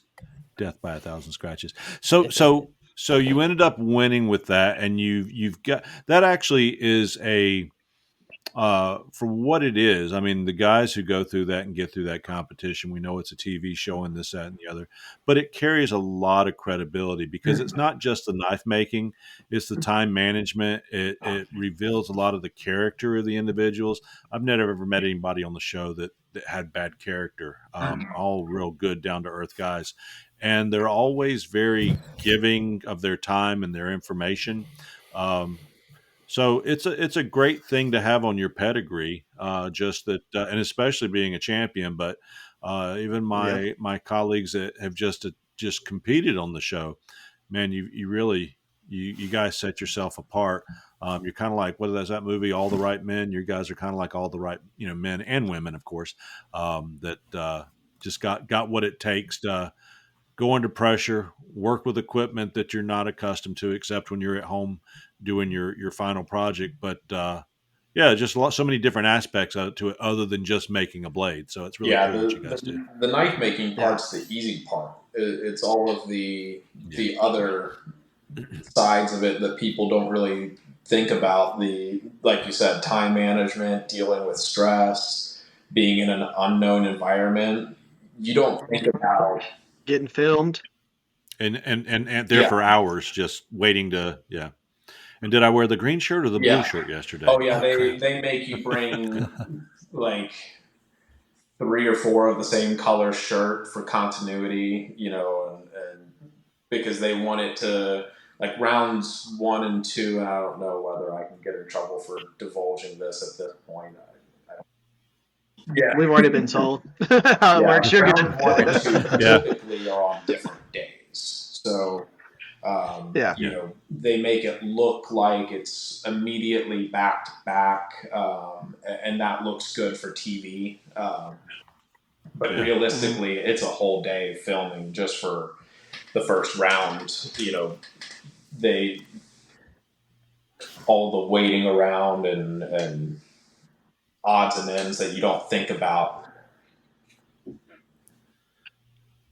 No, it's really interesting because that's actually not a bad concept, because even like with me, since I've started forging, I start out with a piece of high carbon steel. I bang on it a little bit. I've got a guy named Gary Patel who ships knives over to me from a place over in India, and then I just have to burn my logo into them, and boom, there you go. There you go. I mean, bada bing, done. Yeah. I would say at least once or twice a week that thought pops into my head of, why don't I just import knives? It'd be so much easier. Just get them all water jetted and call it done. Tell us a little bit about your style of knives, the steel that you enjoy working with. So I make a lot of kitchen knives. I would say that my production, I would consider myself a production knife maker. So I'm not necessarily making the super high-end art pieces, while occasionally I'll do things somewhat more in that realm. I'm not making pieces like guys like Kyle Royer, where you might spend 6 months on one piece. I'm typically making 50 to 100 knives a month. I would say probably 70 to 80% of those are kitchen knives, and then the others are pocket knives or outdoor knives. Now, are your knives available through retail, or you go through your site, or you're going through web stores and such? All of the above. Typically, I tend to sell majority of my knives through distributors. So places like, and I don't know if it's all right to drop names. Sure, go right ahead. Places like DLT Trading, Knife Outpost. There's the Don, train. Cut it out. I hear that train to come. Coming round the bend, I see the sunshine since I don't know when. I think the train is gone now. So let's go back into the interview. Josh, we want to hear. Tell us all about you. Oh, it's not gone yet. Josh, you just keep coming, because that's life. It's always more than one hawk. They like to life. Use the horn at least 4 or 5 times past when they technically have to. But yeah, we sell a lot of our knives through places like DLT, Knife Outpost. We've got a local distributor near us called Artichoke over in Cincinnati and Findlay Market. They sell pretty much just our kitchen knives. We've got a dealer up in Canada, Kukushin, that sells majority kitchen knives, and then Blade Gallery, or the Epicurean Edge over in Washington.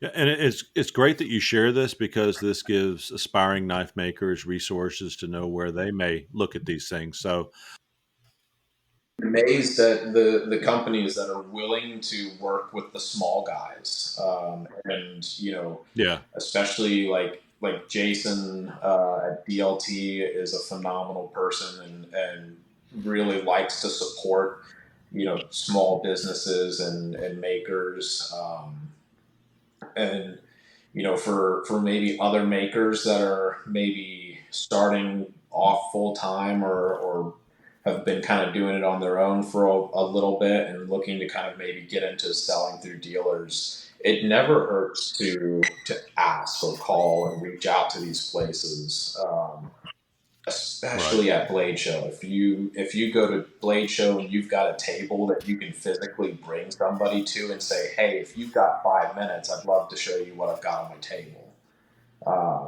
and go from there.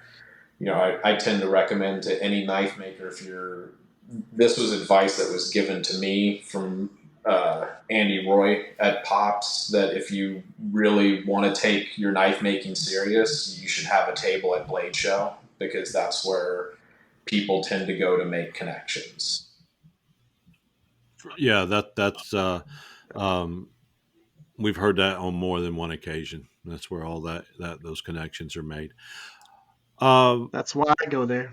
Hey, by the way, roll call. Mark, you're going. Eric, are you going to Atlanta? Oh yeah, I'll be there. Okay. Don, you'll be there in spirit. I'll be there in your spirit, baby.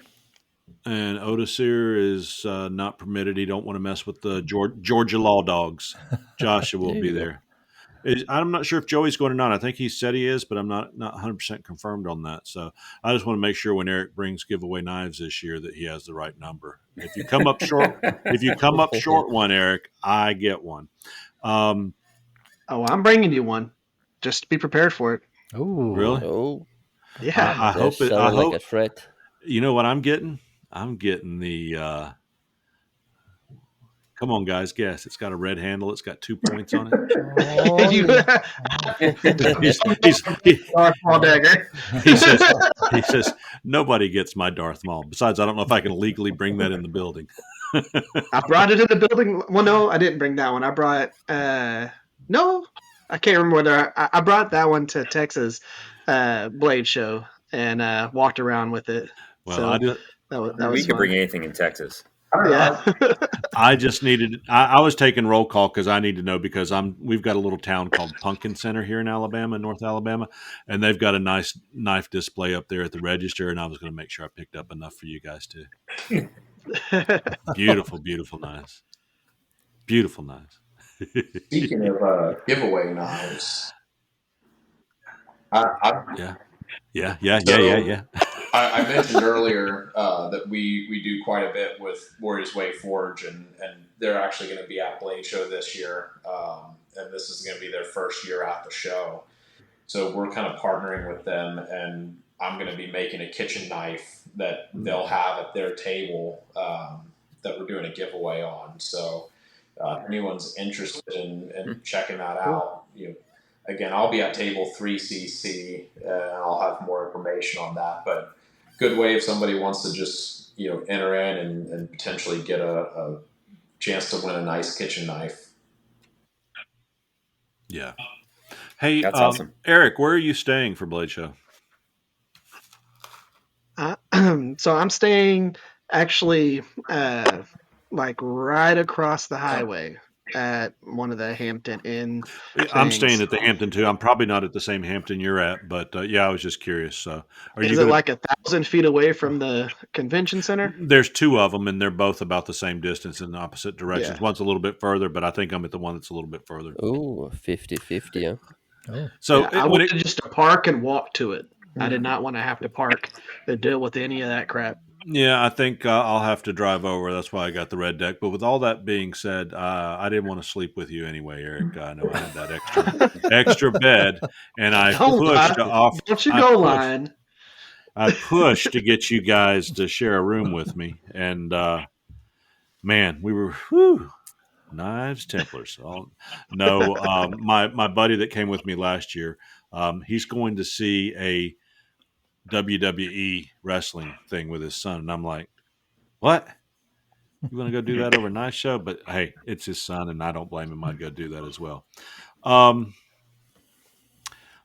The knives, blade show. When you get there, there's a directory, or is there a key that shows where all the makers are at that you can pick up at the door somewhere that you can see where the makers are at the different I tables? can't remember if they did that last year, but if anybody wants to check out, who's going to be at the show, if you go to Blade Show's website, you can select, Blade Yeah. Show Atlanta. It has the vendor list with their table number, and you can pull up a floor plan Oh, good, and see good. exactly where those tables are. So all of that is like if you're wanting to find such and such maker at the show, and you don't want to have to wander the whole show to find them, go to the website and find them in the list for Atlanta, and then open up basically just pull up the floor plan and see where that table's at.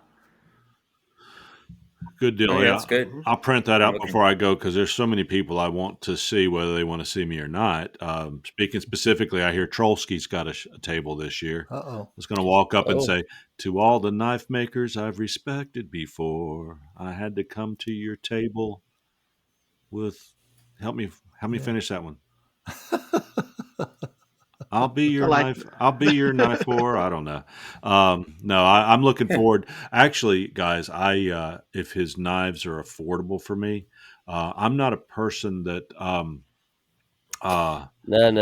This is your chance There you To own go. a Trollsky to knife. snatch a knife out of Yeah. your idol's hand.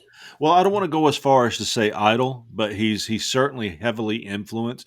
Eric heavily influenced, and Eric heavily influenced me. Trollsky heavily influenced me. And who's the guy that's? I think he's from up in Pennsylvania. He always he's got 100,000, 200,000 followers or whatever. He worked out of his garage. It's always freezing cold in his Jason garage. Knight? No. He's up in the Pennsylvania or somewhere. He's always making knives, and then he goes out and chops on them in the woods. And Oh, is it the Outdoor guy that 55. Outdoor 55. Yeah. Yeah. That guy, I've never spoken to him or been involved with him in any way other than his websites. But, when I had a 4x30 and I was trying to figure out how you could make a knife on that, only to find out, no, you can't make a knife on that. I watched a ton of his videos. He was also, so I would say that was probably my three greatest influences early on. So, yeah.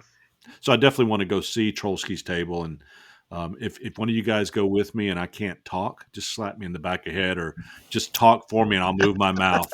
What did they call He's that? a real chill dude, man. He's a real chill dude. I know he is. You'll love him. What do Yeah, they if call he's that? out, what do they call Y'all what? do they should call that? y'all Man should crush? talk to him and try to bring him on the show. I would love to have Man- him on the show sometime, but I will tell you, Don, heck no, it's not a man crush. It's mutual respect for a great maker. Nah, I like that's him a man too. crush. I like Now him I too. do have Honestly. an extra bed in the hotel, and I'm a good Christian man. But if he wants to stay at the hotel, I'll bring a bottle of booze and we'll go down in the lobby and we'll just sit and chat. See, But he's flying in, and then Yeah. he's road tripping. Ooh. like all the he way did there. last So, year. yeah, so he's coming in like I think like 5 days before Blade Show, and then he's Yeah. just gonna road trip and go hang out and meet people and Yeah. do all that stuff, and then he'll be there. Yeah, he Awesome. came up Good from deal. the lower part of Florida last year and worked his way up. Going on airboat rides and this, that, and the other. So, any Yeah. idea where he's coming in this year?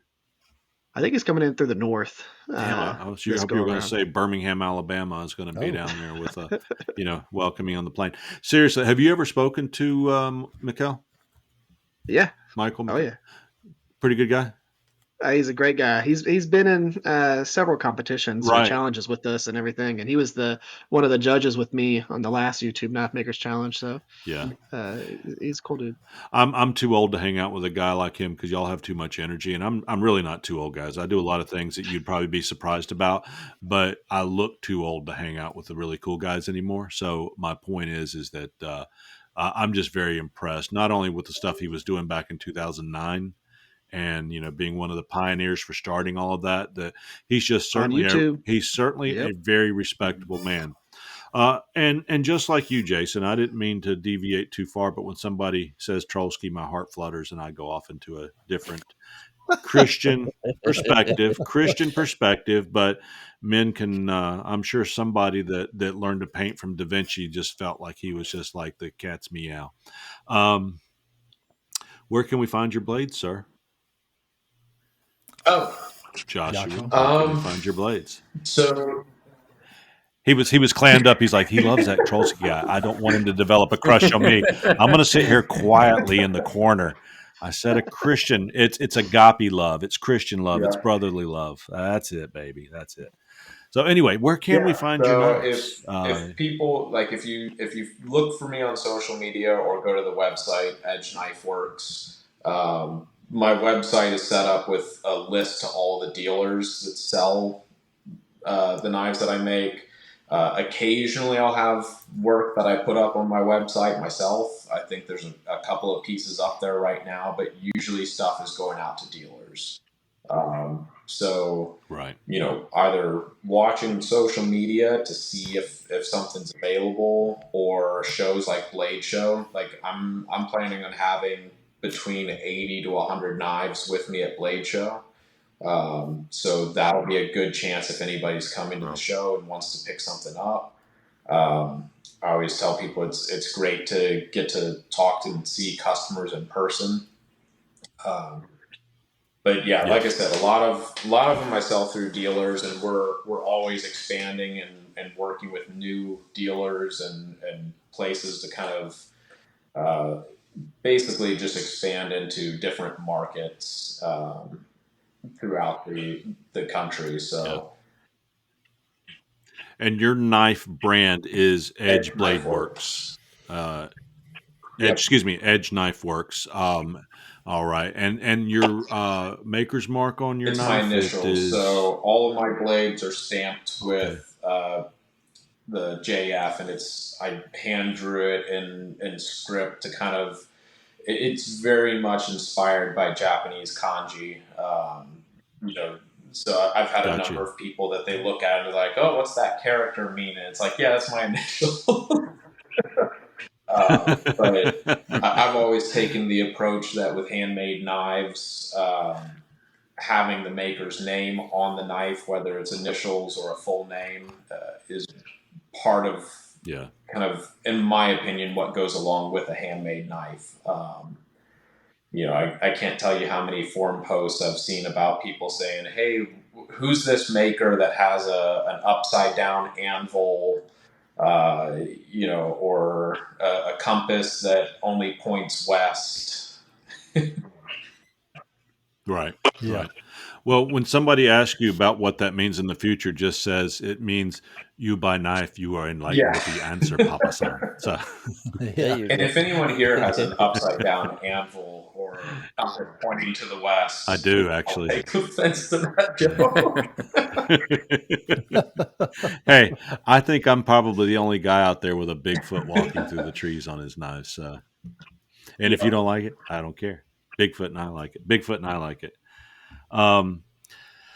Well, it has been such a pleasure to have you on the show. We're going to close out the Maker's Mark with what we typically do, and it'll probably be one of your greatest accolades. We hope to see this on your website if you are accepted in, that you are a honorary Knives Templar. So we will go around the table, and I will tell you, I don't usually wait till I usually go last, but I'm going to tell you that seeing your work online, hearing your story, just learning a little bit about who you are as a maker and your take on it, even with talking about the tradition and how you even, mark your knives, says something special. So you, in my book, are a vote of yes for honorary maker, and we'll go around the table. Mark? Oh, absolutely, yes. Great stuff out there, and I was like, hey, on top of it, I like the Thank you. chopsticks on the site, and so Yeah. Yeah, I was so you looking at said, where those. could we find your knives or chopsticks? So some titanium chopsticks or something to add to everybody's kitchen drawer. But no, your blades are amazing. I love them. So definitely yes. Yeah. Don? Hey, I just want to thank. Wait. No. Wait. Oh, I have to save you for last. No, I forgot. Sorry. No. Odysseer? Yeah, man. All right. Eric? Absolutely. Absolutely.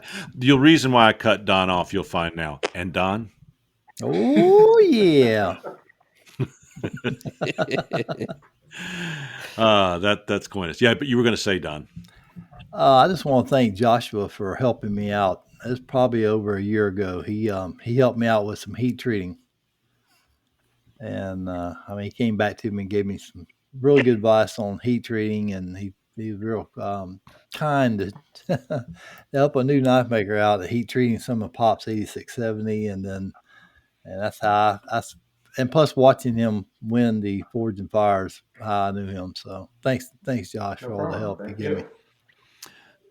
So, as we tell you, Josh, you're honorary. You're welcome on the show anytime.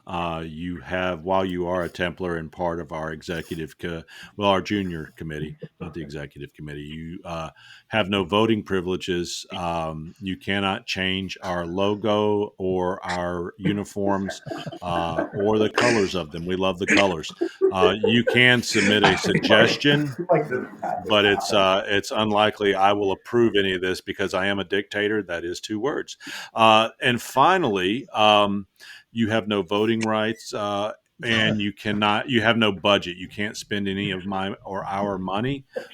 If I buy you a cheeseburger at Blade Show, bless you. If you come to me with a receipt for the cheeseburger you bought and go, I'm an honorary Templar, I will tell you to beat sand, get lost. You make nice knives. I'll even give you a hug and say, hey, Christian love, but I'm not paying for that burger. You know now I'm going to Welcome. find you at Blade Show with a receipt for a cheeseburger, right? Well, that's fine because we'll take a picture and it'll be one of my most treasured pictures. There we go. But I look forward to meeting you and at Blade Show because you are a wonderful character. And if they do come out with the Jesus Christ Superstar 2, man, you got the beard, you got the hair for it, you got the kind face. You get my vote. You got a good look, man. You look like an artist. You look like a knife maker. You look like a good man. So, welcome to our show. We're tickled you're here. If you want to stick with us, go ahead. But in the meantime, Don's prostate is acting up, and he's got to go unload that bladder. So we'll be right back. We thought it was a train. Out. Yeah, we thought it was a train. We thought it was a train. Yeah, we thought it was a train whistle. We thought. There you go. Oh yeah. We thought it was we thought it was a train whistle. It was just Don's prostrate screaming for mercy. So Holy cow! Honk honk. We'll be right back.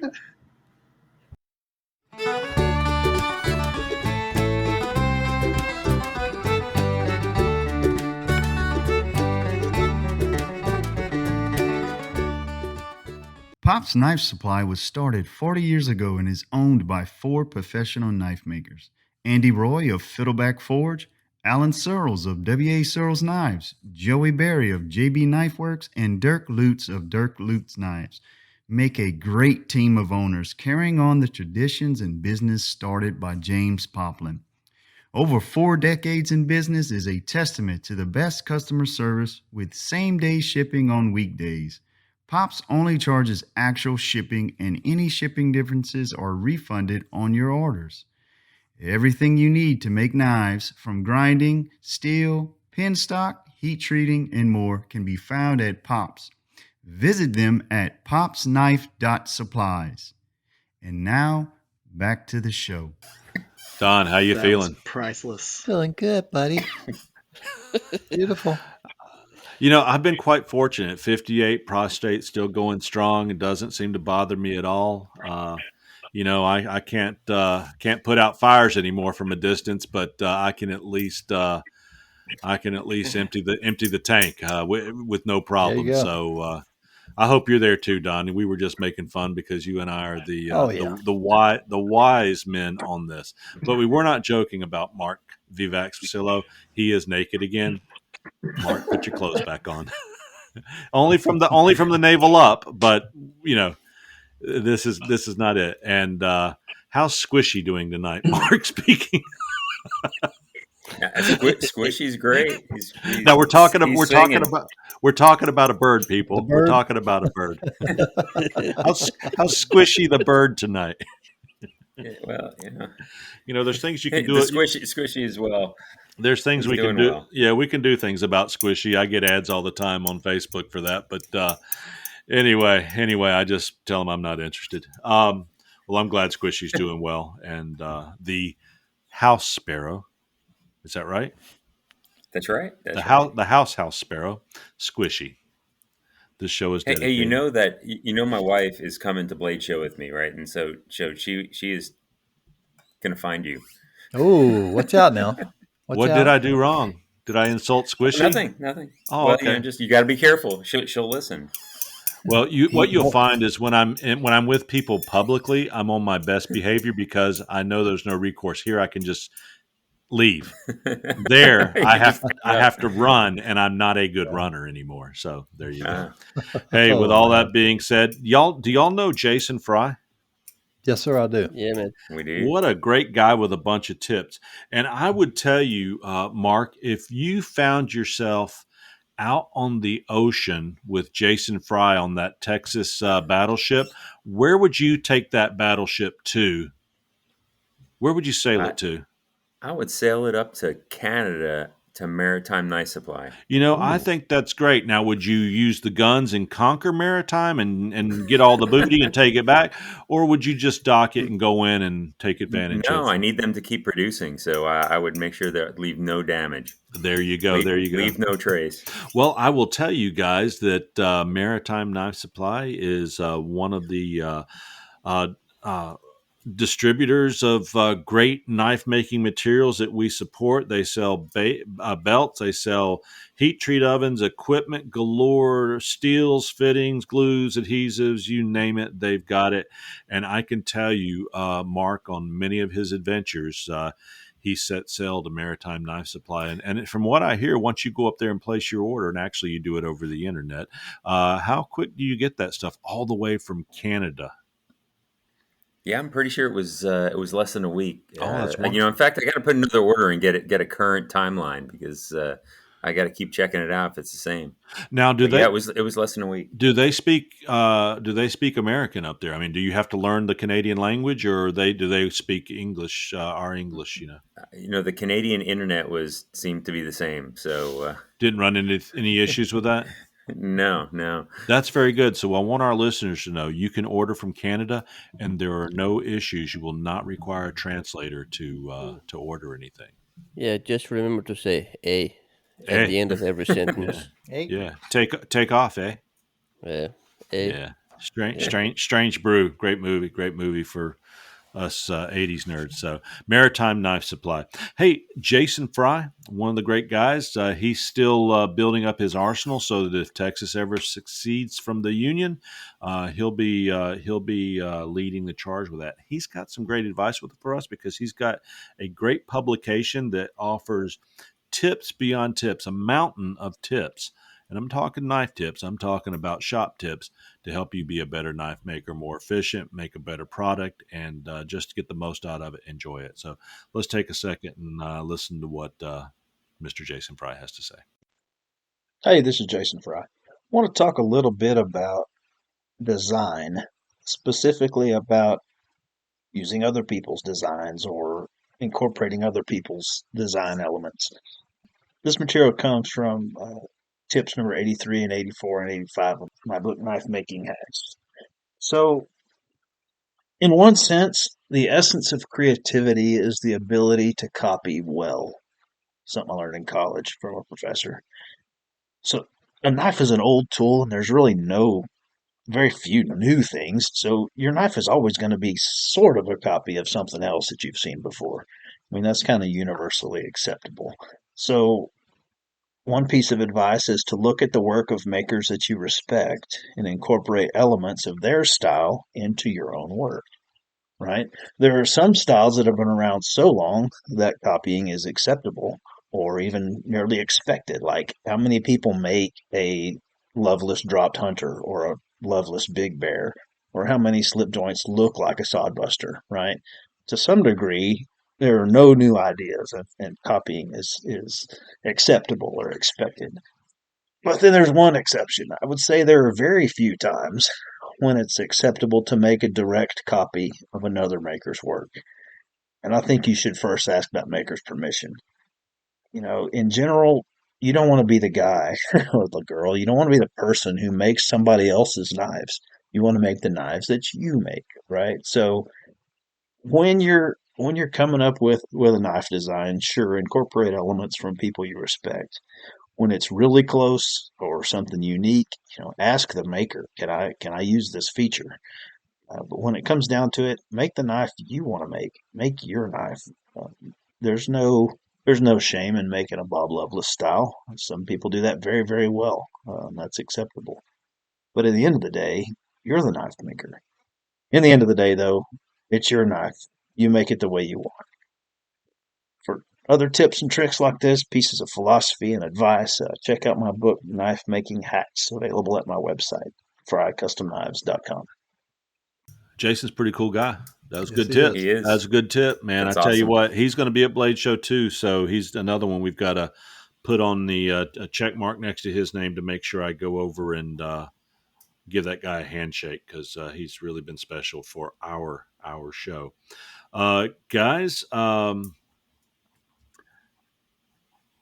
was that? It was the raccoon.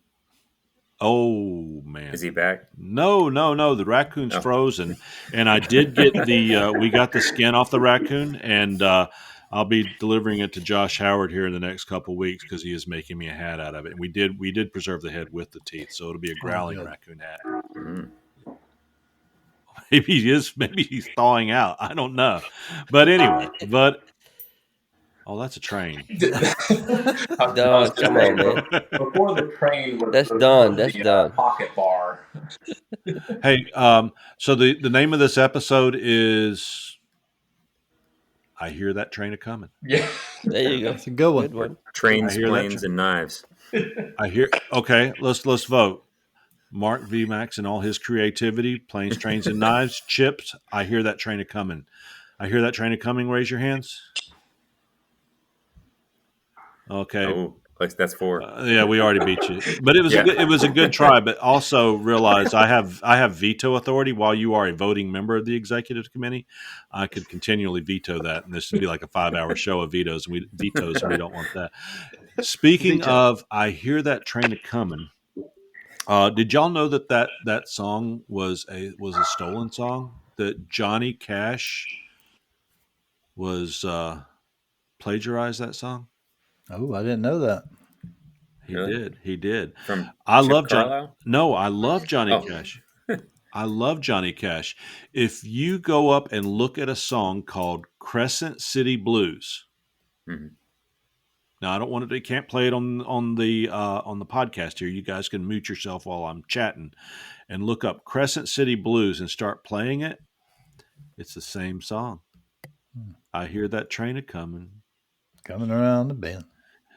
And then it totally changes. It's a 1930s or 40s song, and it's about a lady sings it, and she's got the Crescent City Blues. So, are you looking it up, Mark? I am. Okay, Mark's going to listen to it for the team when he goes on mute here, and he will let us know. But in the meantime, while Mark does that, I've got our first question of the night. You ready for some questions? Yes, I am. Joshua, you may be able to help us here. It said, this is from a guy by the name of Jeff Jones. Does that fellow sound familiar? Yes, sir. Mm-hmm. All right. Mr. Jeff Jones says, Boss Man Chip and the Boys, a great band name. Not only like do you hear how I exert my authority on this show, Boss Man Chip and the Boys? That was some good stuff there. He says, love the show. 2 questions. I'm attending Blade Atlanta for the first time. What should I plan? What should my plan of attack be to get the most out of my experience? Can I go first? Of course you I'll go can. first. So from my experience, last year being my first blade, um, I was there exclusively for handmade custom knives, and you can hop around and avoid all the large production, right? And focus on that, and just pace yourself, have some hydration, and know where the restrooms are, and enjoy the show. Go early on Friday, get in line, get your tickets, and enjoy the show. You're gonna be pleasantly surprised at the amount of people and knives in there. Hide you a peanut butter and jelly sandwich in your backpack. Yeah. They got good. They got good food there. Don't get me wrong. I'm just saying that. No, They I do mean, have good food food wise, there. I didn't like it. I enjoyed more our little steak Oh at the yeah, yeah. But steakhouse, especially after you walking around for 2 or 3 hours lost yeah, in the parking lot. yeah. It's your typical convention center food, though. I mean, you've got a few food vendors there. You've got the hot dog in the foil wrapper, the slice of The cheese pretzel. pizza, yeah, the pretzel, the nachos with the creamy yellow nacho cheese. Who here likes Primus? Like the The group. what? The group Primus. Oh yeah, I think my son listens to him. I not for me. Sorry. Well, they're old. That's pretty cool that your son listens to them. I mean, Yeah. Les Claypool's my age or a little older, but he's the second best bass player behind Geddy Lee in the world. And then you've got the other guy who played. He died. Lemmy. Man, We're probably not gonna know. you guys are so lost. I mean, and this is when Gene Simmons is like down, and he's not even in the Hey, top 100. I'm still trying to find the correlation. Yeah. Yeah, I'm waiting for that. Oh, what was I talking about? Food. Food. Yeah, And then I food. Yeah. got off on bass players Yep. Yeah. and Are you okay? Primus. Oh, the correlation is going to be there's a music video where they're eating that nacho cheese and the guy goes, creamy. And then he walks out on the sidewalk and a skateboarder comes by and hits him and it knocks his nachos out of his hand and they go flying through the air. There's nacho cheese everywhere and he lands on the ground and then the song starts. I'm going to send you guys that song too so you'll know where I'm coming from. Okay. So Okay. listen, I've got early onset. I don't know what I'm talking about. So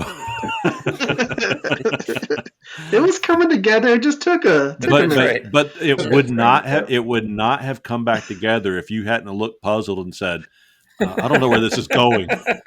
I would have just been out there naming the top 100 bass players We've and been talking about bass players for the next 20 yeah, minutes. and then we'd have been getting a damn hate mail from somebody going, "Here you are with the Knights Templars, and all you talked about was bass players for 2 Yeah. hours." All right. Anybody got any other ideas on how to get the There. most out of Blade Show? Joshua's. Go. So I think a lot of that depends on where the question is coming from. So if the question is coming from somebody that's going to Blade Show as a business and the goal is like you want to grow your business and that's what you're trying to figure out how you can get the most out of it, bring somebody else with you to the show. If you can, have somebody that can help you run the table so that you can run around and make connections. Blade Show is probably the best place to make connections with dealers and places to sell and distribute knives through. If the question is coming more from I'm just coming to check out the show kind of perspective, as a knife maker, there's a lot of great material suppliers. I know Pops is there, and they've always got a lot of great stuff, and they tend to bring stuff special for Blade Show. There's a lot of guys that set up that are only sell at Blade Show. as far as stabilized woods and rare materials. So I think going into it just with a, being realistic and honest about what are you wanting to get out of the show will help you prioritize, you know, Mm-hmm. If you go to the show and you've got a business making knives and you're wanting to make it a living or go full time with it, but you spend 3 days at the show partying and you're not really making connections, you're not going to get anything out of it. Yeah. My recommendation would be something we already talked about. Find out, get a listing of who's going to be there and what tables they're going to be at from the different types of businesses and everything, and circle those off, and then start hitting the tables you want to be and let other tables interrupt you along the way Yep. as you're going to see what you want to see. Because if you go there with a list of things you want to see without any guidance to find those things, you'll miss half of what you're looking for. Yep. Yeah. So I got one too. For me, whenever I go to the shows, the whole point behind it is networking, like you said. I'm there to talk to vendors, to talk to potential sponsors or collaborators and all that. One of the things that I always make people do if they go with me and they bring their knives is I make them show them to people. Because you're having this much access to this many mastersmiths that is just an amazing tool to have at your disposal and just going to this one show. If you want to bring some of your knives that you think you've done really good on, have them take a peek at them and tell you, what you're doing fantastic, what you could possibly change a little bit or adjust or, help build your confidence with. You might be doing something amazing that you don't know you're doing amazing until someone tells you, man, that's really good. And then you go, really? That is good? I'm doing good? And you're like, all right, cool. I'm gonna hammer this. And being able to have access to a lot of knife makers that are full-time knife makers that you can go, well, okay, so what was the steps that you made to go from part-time knife maker into full-time? What helped you bridge that gap and pushed you into a point to where you were like, okay, I'm going to go ahead and do this. Being able to have access to these people to ask them about those things is really cool. And those guys are so open to talk to everyone about all of it.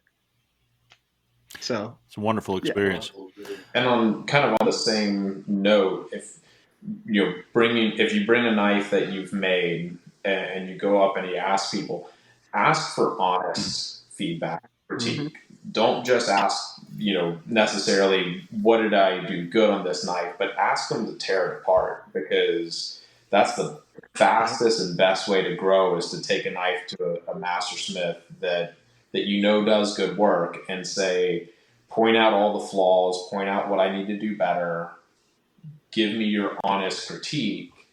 And it might be hard to stand there, and especially if you do that to multiple different people and get negative feedback, but that negative feedback is what helps you grow. Yeah, absolutely, I agree with that. That's a good thing. The positive is great. The encouragement's good, but like if everybody is kind of filling that yes man in your corner role, and you don't have anybody that's kind of pushing you to grow, you're going to stay where you're at. Even if you're doing most definitely good, yeah. you're not going to grow and develop in other areas. Yeah, I had a very good experience there. I brought a couple of my knives, and there were a couple little things that they told me, okay, maybe a little bit here, a little bit there, especially on my plunge lines. There was, the guy said, okay, look at it from the spine and your eyeball where your plunge lines are, and you're gonna see the one side is maybe a hair off on the left versus the right, and little things like this, right? Yep. That's where it makes a difference in it. I really enjoyed it. It was really nice.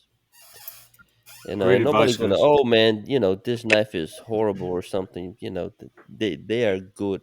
They are good with you. Mhm. It's Yeah, a good thing. Yeah. knife people are good people. Yep. He's got Yep. a second question here. He says, "I may have missed this on a previous show, but I'm having a hard time drilling finger holes for a skinner that I make. Any suggestions? I've tried a step bit and a carbide tip 7/8 inch hole saw, but I'm still having issues at times.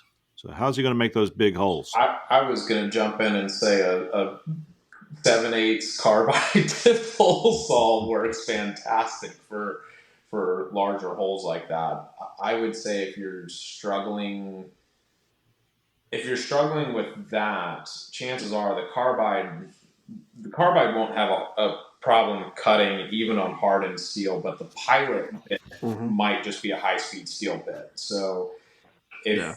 if you're having trouble even using a carbide tipped hole saw to cut out those large holes, which is a fantastic method, get Mm-hmm.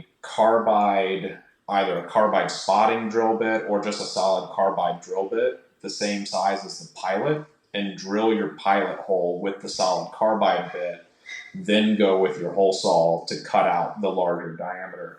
Chances are, especially if he's working on forged blades, it might be that the underlying problem is you might need to normalize and anneal the blade before trying to.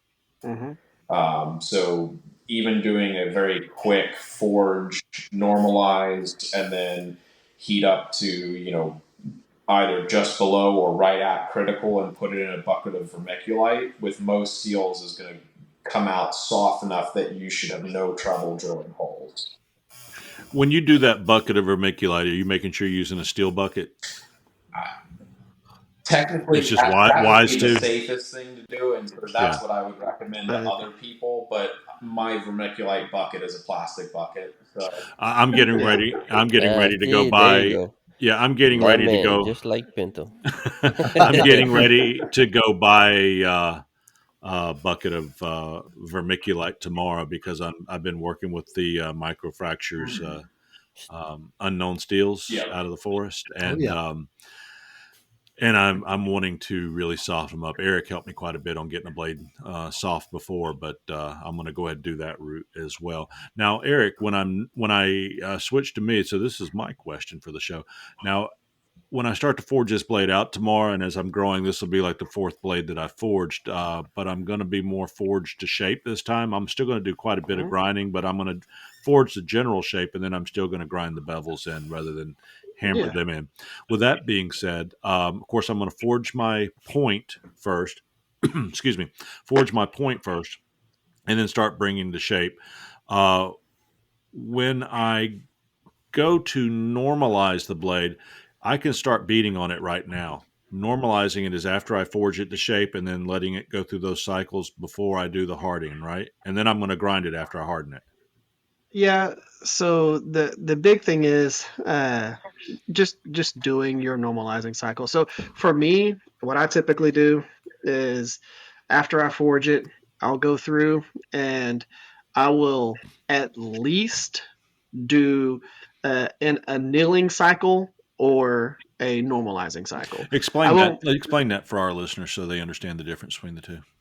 So after the forging process, you want to relax the steel and make sure that you're not going to end up with cracks later in the quench and all that stuff. But what I typically do after I get done the whole entire forging process, bring it up to temp. Typically, for one like that, it would be bringing it up to me personally. I bring it up to 1600 and then let it cool slowly, as opposed to doing a lower temp And because I want to bring it up. that's blocking it Well, off in the forge and letting it just cool down over a period of whatever. you can block it off in the forge if you want to. You want it to cool down as slow as possible. Mm-hmm. So people will do vermiculite stuff like that if you have that option. If you don't, just block off your forge and let it cool down with the internal temps of the forge, Mm-hmm. and it'll bring down. And then after that, I'll drill holes and do all of that stuff. Get everything that I'm going to do pre-heat treat, After I'm done drilling holes, I'll then do my normalizing cycles. And the normalizing cycle, explain that to our listeners, is what is the process there in a So nutshell? people do a few different ways. Some people do 3 normalizing cycles. Some people do 2. Some people do even more than that. But it's bringing it up, depending on the stills. If you're just using your normal high carbon stills, bringing it up to your,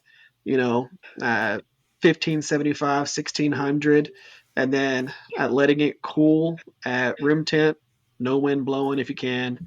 Let it cool down. Bring it all the way down to about room temp to where you can Hold it. pretty much touch it. Yeah. And then ramp it back up. Some people, if they do 3 cycles, let's just do a generic 1600, 1500, 1400. Some people will do 1375 as their last one. But a lot of people nowadays are doing the high temp cycle, the low temp cycle, and calling it done. Me, I did that like 3, 4 knives, cracked one of them, and was like, "Screw that! I'm doing all 3." So I'm gonna guess right here, and I'm gonna actually ask you a question, Joshua. So when we do that, are we actually aligning the steel inside, or is that the process that's taking in place? Because you've relaxed the steel, and is that a normalizing process? Is that aligning everything before you heat it up and then quench it, or am I wrong? Normalizing resets your grain structure and blows the Okay. grain structure up. So when I teach treating to people, as far as a basic understanding, and I'm not a metallurgist, and a lot of the heat treating stuff goes over my head, so I try to reference from people that know more about it than I do.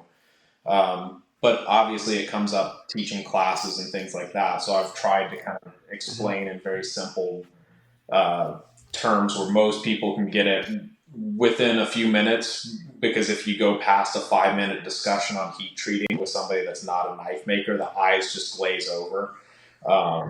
Yeah. But after forging, you're going to have a mixed structure. So you could have hard spots, soft spots. The grain could be different sizes. You've put stress into the steel. Normalizing resets a lot of that, gets it back to a normal or a more even structure. It doesn't refine the grain, so that's where you get a lot of people mixing up nomenclature when it comes to, and that's why, like Eric, you were saying like some people do 3 and different cycles, and a lot of that is because people will commonly use the word normalizing for all of their cycles. Regardless of what it is, and that's not really the case. So normalizing is only done between 1600 and 1700 degrees, and it resets the grain, it enlarges the grain, and then you should really only ever do one normalizing cycle. There's no point in doing multiple 1600 degree cycles, because it's not going to, you don't need to reset the grain multiple times.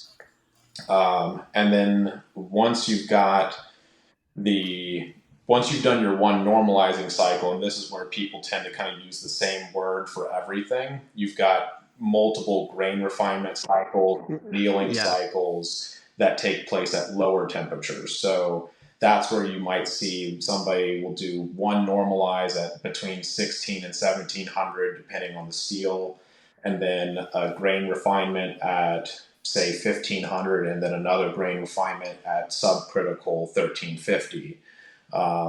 And the amount of grain refinement you do really depends on the steel and what you're looking for. If you're working with really shallow hardening steels, like say W2, and you're trying to get a hamon, you may or may not want extremely fine grain. There's a happy medium where the coarser the grain, typically the larger the hardenability. So if you refine your grain too much, you can take a steel that would normally harden in a fast oil that you would absolutely have to use water to get full hardness. So that's where you can see people, I've got a Wakizashi I'm working on right now that doing a hamon that after several attempts and just not being happy with the hamon layout and getting spots along too close to the edge, at this point, I would actually need to go back and blow the grain up a little bit, because each quench is technically, if you're doing it with temperature control, and let's say you're quenching at 1475 for something like 1084 or W2, that 1475 is acting as a grain refinement cycle. So, and annealing is acting as a grain refinement cycle if you're doing it from a temperature like 1450. So anything that's close to that, austenizing temperature is going to be refining the grain of the steel to some degree. Yeah. So I don't know if that answers the. No, you got it just fine for me. So, and I got off. Hey, Jeff, I want to thank you for your question tonight. It means a lot to us writing in with that. You guys are laughing. What did I do? I don't even remember what the question was. There, Chip went again. I took you down the road with me that time, didn't I? He was asking about the carbide saw. That's right. Yes, and I'm going to agree with that too. I switched to the carbide hole saw. That's what I've been using on mine. The big thing is have a good enough drill press too that has enough torque. Oh yeah, and everything like that. Yeah, and if he's dealing with the it not coming out perfectly symmetrical or a perfect circle for yourself, just make sure you've got good bearings in it. You're not doing it by hand. You've got good equipment to do that, and you'll be more pleased with it. And honestly, a Dremel is not a knife making tool. Sure, people will use them for knives occasionally to clean things up, but it's to clean up little things here and there. Don't think you're going to take a Dremel out and keep something perfectly round. You can clean up burrs and little edges and stuff at low speed, but not necessarily a knife making tool. I don't need any hate mail about somebody that made a beautiful knife with a Dremel. I know it can be done. So guys, gosh, I used to think it doesn't take any time to get to 2 hours at all. Nope, don't. So for our listeners that write in and say, you went at 2 hours and 8 minutes. It's a 2 hour show. You've got to do a better job. Too many commercials, and we're going to do a couple commercials after this. But let's go ahead and wind it on down. And in the post show, we can talk a little bit about what we're doing and maybe answer another quick question that somebody has for folks that are interested in that. What I do want you to know, any questions, comments, product reviews, show or guest ideas, if you want to be on the show, please let us know. You can go to Knives Templars, not Knights Templars. Go to knivestemplars.com and you can submit on there. Just say, hey, I'd like to be a guest. We would love to have you. You don't have to be, you can be a beginning knife maker, thinking about knife making, intermediate, or a forged and fire champion, or a master or whatever. Come on and talk to us and tell us about you and what you do. We would love to have it. You can subscribe and email us at the Knives Templars at yahoo.com. You can DM us on Facebook in the Knives Templar podcast group. And you can visit us at knivestemplar.com to always stay up to date with the latest episode or any vendors or any changes that we may have. You'll go out there and you'll be able to see Joshua Fisher's episode listed there with a little information on him, and then go back and listen to his podcast right on the website. Additionally, you'll be able to see any deals that we have to offer, such as Templars 100 for $100 off a Ameribraid grinder between now and June the 30th. And also with Phoenix Abrasives, Templars 10 will always get you 10% off at Phoenix Abrasives. Hey, our episode is sponsored by The Rivers Experience, Last Blade Standing, and I'm looking for season 4 to start here soon. We got to, hopefully that's right around the corner. Knife-wood.com. Great guy from Russia that produces great handle material, and you need to go check him out. He also has distribution here in the United States, so knife-wood.com and Oleg. See what Oleg does for you. Ameribraid, the Templars 100 savings, Majestic Forge, Byford's Guns. You guys, I know that if you don't live in Alabama, you're not coming here to buy a pistol, but I tell you what, I support our hometown heroes, and Byford's does a great job. Mark, you come on up and buy you a nice little Sig Sauer sometime. You probably don't need any more guns, do you, Mark? I have a few. Yeah. Hey, Pop's Knife Supplies. We love Pop's Knife Supplies. We love Maritime Knife Supply. We know that Mark loves Maritime Knife Supply. Anytime he gets in a boat, he heads there. Phoenix Abrasives and Templar's 10 for 10% off your order. Guys, you can hear us on iHeartRadio, Spotify, Apple Podcasts, Google Podcast, Anchor, Amazon, Castbox, and many more. We've got some great social media resources for you. TRE Workshop on Facebook. That's Eric Rivers' group. Great group of guys out there. Matthew Rich, one of our previous co-hosts, is out there running that with Eric these days, and they do a wonderful job. They are kind. They were helpful. They are funny. They are excellent knife makers. Go check them out at the TRE Workshop on Facebook. Also, check us out at the Knives Templars podcast on Facebook. Again, our email address is knivestemplars.com at Yahoo. knivestemplars at yahoo.com. And more than anything, I want everybody to know that we appreciate you. We appreciate you listening. We appreciate you being part of our community. And we appreciate your friendship and your listenership. So, guys, this is the part of the show where we say, Vias Candidos, happy trails till we meet again. So I'll leave it up to you. You tell them how you want to tell them. Good night. Ciao. Have a great week. Bye, y'all. Yeah, have a great night. Yeah. Have a good one. Do it next time. And I was like, these guys are laughing. Do you always laugh at people you say goodbye to? Somebody's going out your front door and you're going with nothing else. I do. I'm like, We do. I do. That's Yeah. You made it. yeah. You Well, made it out of my house. Good to go. happy trails, guys. Good night from the Knives Templars.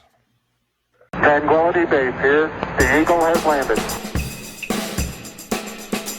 It's the post show. I'm in a singing mood tonight. I've been singing. I sang for 6 hours driving back today, guys.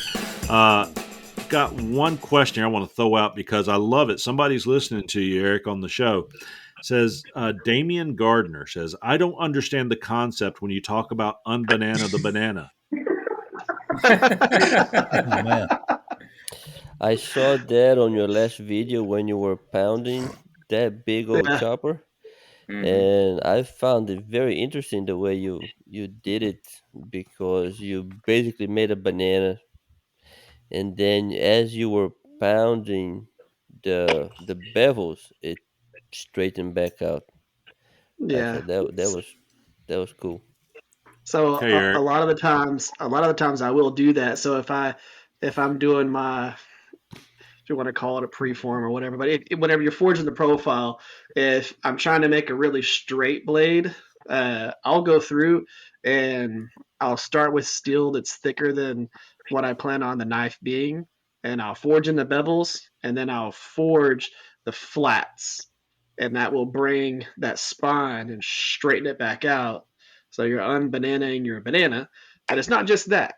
Sometimes you got to unbanana your banana after your quench, and that's where the carbide, ball peen hammers and stuff like that come into play, and go ahead and being able to take that curve out of it after the quench, without trying to sit there and bend it over your knee or stuff like that. So there's a lot of ways to unbanana your banana, but that's what I'm talking about. The science behind it, though, or the logic behind it is that when you have something that has been hammered into a shape of, let's say, a banana, it's got a curve in it, that when you go back and start forging the flats out and everything, that curve starts to straighten out, and that's the Yes, and concept. I need to explain one thing. So whenever I'm talking about forging the spine, a lot of times I'll take my straight peen or a cross peen if that's all you have, but I'll take my straight peen hammer and I'll forge just as if you were using a press or something like that, but I'll forge those divots into the spine so that I'm creating little spots that whenever I forge it flat, it'll stretch that material out. So I'm creating a bunch of little dents in that that will actually let it stretch out. Because if you just went through and you started forging it flat, it'll probably do its thing. But I'm not trying to make the blade taller. I'm trying to make it longer. So you want to move the steel within a purpose. It needs to be going the direction you want it to go.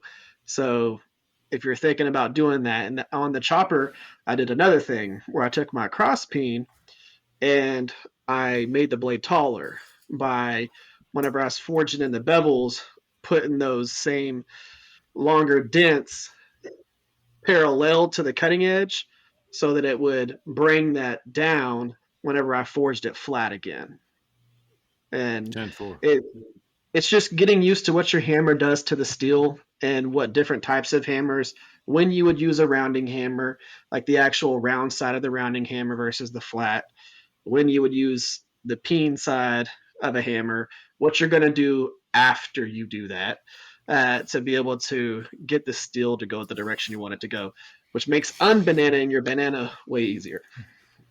Well, guys, I will say that we are going to be approaching about 2 hours and 30 minutes on this episode. And it's interesting how these episodes have gotten long, but I've had some feedback that people actually like the length of them. I guess, you can listen to 30 minutes a day all week, and then you end up on Friday, you've finished your episode.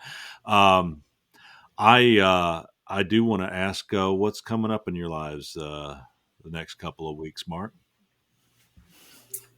Oh, I'm up first.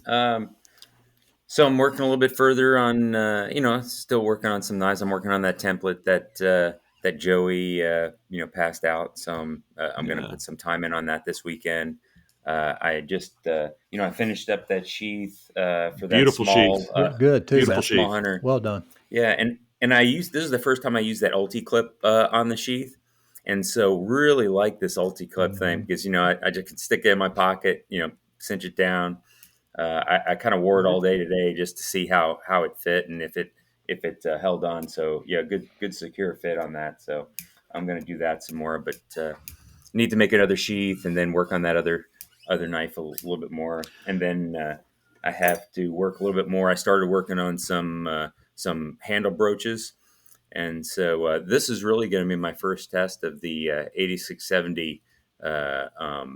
Quenching some 8670. So I'm going to see how that works on these broaches before I start ruining some bigger knife steel.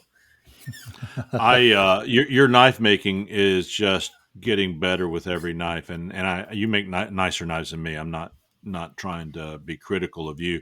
I'm saying you need to focus on building yourself a shop like Eric did last year, because you're going to outgrow your building. You're getting really good. Looks great. My building's filling up, but hey, I really appreciate it, Chip. Yeah, thank you. Otis here. By the way, your son was at Fort Benning. Was that correct? Yeah. So I drove by there this week, and they're at the bridge where they've got the big statues and stuff on the big columns and all that. Yeah, they're changing the name from Fort Benning to Fort woke up. So anyway, Fork. I think it was Fort Boy George or something like that. Not sure. But he's not there anymore. Yeah. He is stationed with the 11th Armored Regiment out of Fort Irwin, California. Yeah. This is his new okay. patch, his shoulder patch with the black horses. Yeah. Pretty. I'm surprised they're not going to call it Fort Otis Pinto with that nice knife you left there. That's right. Yeah, it was something else. Yeah. Beautiful artwork in those statues and everything. So I thought about you as I was driving by there this week. I was like, man, that's just gorgeous. How's your knife making coming? What you working on? Oh, me? Yeah, you. Yeah, I've been slow. Working with some different things, and like I said, life happens, and you have to move according to the groove. So yeah, I've been slow. I was able to work on this little piece right here this week. Oh yeah. Oh, and I thought you did make a tiny knife. No, but it ain't tiny, man. Come on, look at it. That's pretty nice. That my first clip point with the beautiful false edge in there. Yeah, right. Beautiful. Um, so yeah, I'll be finishing this and see what I can do. I mean, Yeah. gotta get back into the groove. That's all. Yeah. Yeah. I I've been slacking a little bit actually. So yeah. yeah. I've been making a series of play school scissors and forging these up and That's holding good. those up for everybody to see. They're That's non-cut. They're non-cut. They're really great. But that's actually pretty. in addition to that, I'm actually working on an art project right now. Something I've always wanted to do. I've been acquiring I've seen that. equipment and You've been stuff, and posting Yeah. hints. I've been posting some hints just to you guys. Don't share those with anybody. But I'm actually working with a film developer who was a friend of mine. They work in marketing, but that opening sequence that I did, we're cutting another minute and a half out of it. I cut it from 6 minutes down to 3 or 4 minutes, and we're cutting another minute and a half out of that. But it's really going to look good, and they've helped me with some ideas on color grading and this, that, and the other. So I don't expect my first project to be that great. Compared to what maybe Project 10 will look like, but I'm quite excited with where it's coming right now. But it's really, I want to take a different take on making knife making videos instead of this is how you make a knife with no dialogue or with, um, not enough steps or just telling a quick picture. There's space for that. I love all the videos out there, all the makers, Outdoor 55, you, Eric, and so on. They're all different styles. So I'm trying to develop something that's completely different. And it's really trying to bring knife making and storytelling together. So you're telling maybe a related and kind of maybe even an unrelated story as you're making this knife and bringing it to life, and why that you're giving that knife a life of its own when you do it. So you haven't seen any of that narration or anything yet, so I'm hoping that comes out. And if it flops, I'll try something different. But more than anything, I'm digging it. So instead of making a knife a week right now, I've been working on one knife for quite some time because I got to do it with that. And I got some great lighting this week. Just came in the mail today. Nice big professional lights, so that I can really set up good lighting in my shop. And I hope it'll turn out well, so that when I go back to color grade it and everything, it'll have a really cool cinematic look. So we will see where it goes. Nice. That's all I got. Don, what's going on with you, brother? Oh man, I've been working on Joey T's knife. I got a taper tang. Tell everybody what we're doing with that. Can we do that yet? Sure, I guess so. Okay, tell them what we're doing. Joey I talked to Joey about it. He just put a knife design that he liked, and want everybody if they want to make it, make it. If you don't, I guess if you don't. But for the Knives Templar co-host to design a knife, and just kind of see what everybody else will do with that design, and try to stay close to the design as possible. I try to stay right with it, but you can pick your steel, pick your handle material, stuff like that. But I figured it'd be fun. But I taper tang my, and I've tapered tangs, a couple of taper tangs before, but I've never put handles on it. So I had to figure out the pitch so the pins will fit through, so. But I've been working on that, and then pool season, grandkids over, every other day wanting to swim in the pool. So, but other than that, man, making knives and having fun, man. Yes, and I'm not participating in this particular one. Number one, I'm not sure how well I would do that particular style knife, and I need to do it so that I can experience it. But number two is I'm tied up in this other project, but I'm enjoying watching you guys talk about them and make them, and then what you're going to do with them afterwards. So yeah, that's cool. Maybe we'll have a build along with our community at some point in time, hosted over on TRE where we've got larger Sure. membership, and then maybe kind of tie Templars podcast into it, just running post on both sites that people want to get involved. But TRE is a great place for that, and certainly that community would just dig being involved in something like that. So good deal. Grandkids are great. I saw mine for the first time in a week tonight, and we sat and watched. How many of you guys remember the Little Rascals? Anybody here? Do even you younger guys remember? Oh yeah. So watch it all the time. we watched the one about Uncle George tonight. Who's Uncle George? Been so Oh, long I don't know since if I I remember that don't one. remember. Yum yum, eat 'em up. Yum yum, eat 'em up. Y'all don't remember that one? No. Uncle George is the wild man from Borneo, and they all think he is his. Um, they all think he's his uncle because of a letter that came with a picture of this wild man from Borneo on it, and they bring Uncle George home, and he goes crazy for candy, and he starts chasing the kids around the house, yelling "Yum yum, eat 'em up! Yum yum, eat 'em up!" And anyway, it's 18 minutes of love. You'll just have to watch the Uncle George, or just look up "Yum yum, eat 'em up" on YouTube, and you can watch that video. Grandkids are great. Joshua, what you got going on? Oh, just finishing up all the last minute stuff for Blade Show. Yeah. It's very quickly approaching. Oh, sure. So I've got probably about 80 knives right now that are ground, ready for handles. So at this point, a lot of it's just pairing up materials and figuring out what I want to bring as far as variety.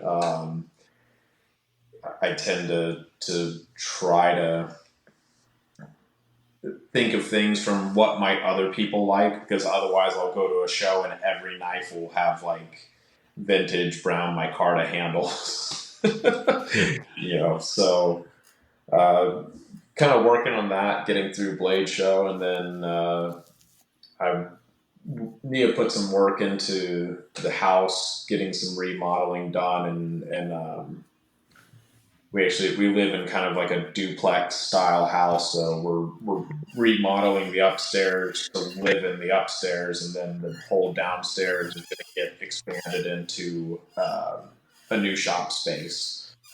So I'll move from a non-temperature controlled shop to a temperature controlled shop, at least for my main production.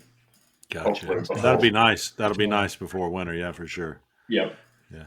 Who's old squeaky seats? Is that Mark Vasilla?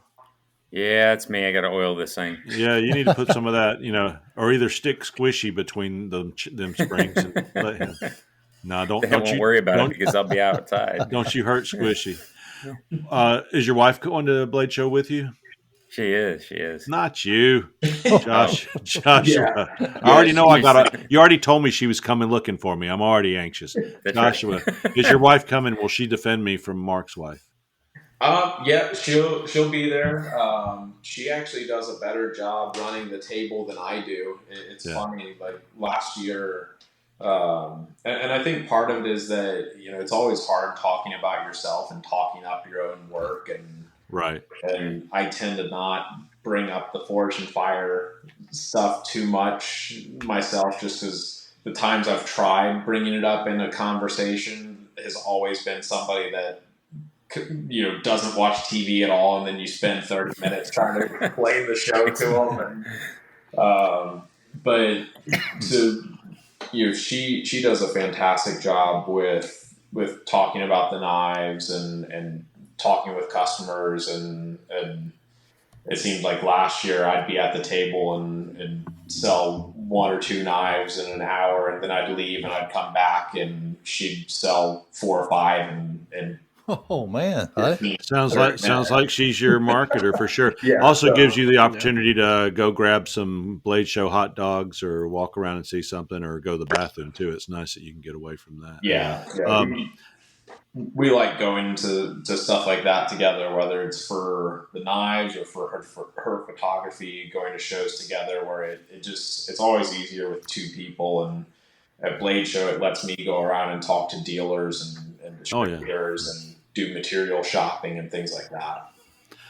I get these little wild thoughts in my head occasionally, and I'm just sitting here looking at Don on the screen. And I'm thinking, now if Don was at Blade Show, I see him in a Macho Man Randy Travis cowboy hat and outfit with all the sequins and things. How many run around yelling, "Oh yeah!" and then people coming in buying his nice. Sold another one. Oh yeah, over a loudspeaker or something. So I don't know. It just hit my brain. It's gone now, Don, but it was still pretty cool. Sounded good though, didn't it? Hey, if you do that, I will come. I will come see that, and I will videotape it. We'll make it a major motion picture. There you go. Eric Rivers, what do you got going on, Mr. Nice Guy? Nice guy. working on knives, trying to wrap up a YouTube build, and then I'm making a few knives to bring with me to Blade Show, and I've got that, and then I've got to start working on this giveaway one that I'm doing for the subscriber mark. Um, I'm doing. It was like a toss up between a dagger, a bowie, or a Nesmith style knife, and I'm pretty sure that the dagger won out. So somebody's gonna end up winning a dagger. Ooh. I'm gonna do a combination of a smaller version of the Darth Maul dagger mixed with some of the file work from the fantasy challenge build that I Oh, did. I was hoping you were going to say that. That's what I was waiting to hear on the end of that. Yeah, that's cool. So it's gonna be a cool looking dagger that has a lot of work in it, but it'll be something that just looks crazy and is cool, and you won't be able, it'll be a complete one off. So I think everybody will like that, and somebody's gonna get a good cool knife for free. How do we win that knife, man? I'll have a whole video based on it. I don't make it complicated because YouTube is weird about giveaways on YouTube and using it as a gimmick to grow subscribers. I've already hit the subscriber mark that I wanted to hit for this, so it's like a reward as opposed to a giveaway to achieve a certain thing. And it works out, but it's got to be as plain and simple as possible. If not, there's a whole bunch of like rules and regulations that you break on YouTube. Well, I have to say something very important here. I just sent you all a link. You know, we had talked about cheese earlier, so I sent you all a link to Primus's Jerry Was a Race Car Driver. I hope that you will all listen to that, you people out there in podcast land, as well as our host and our honorary host, Mr. Joshua. He's going to be listening to that to his shop and become a big Primus fan.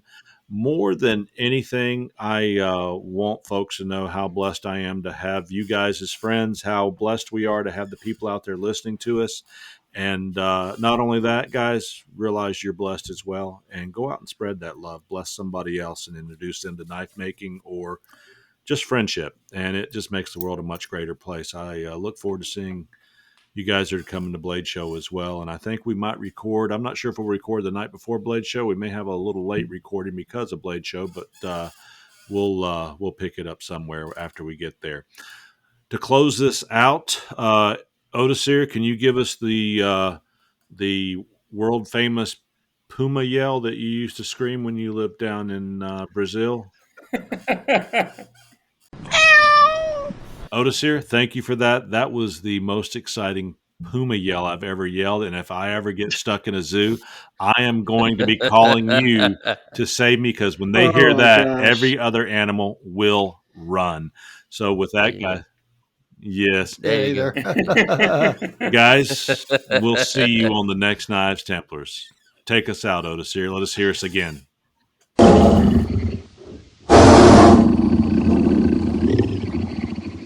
Brought to you by Porkhouse Productions. Oinky oinky oinky.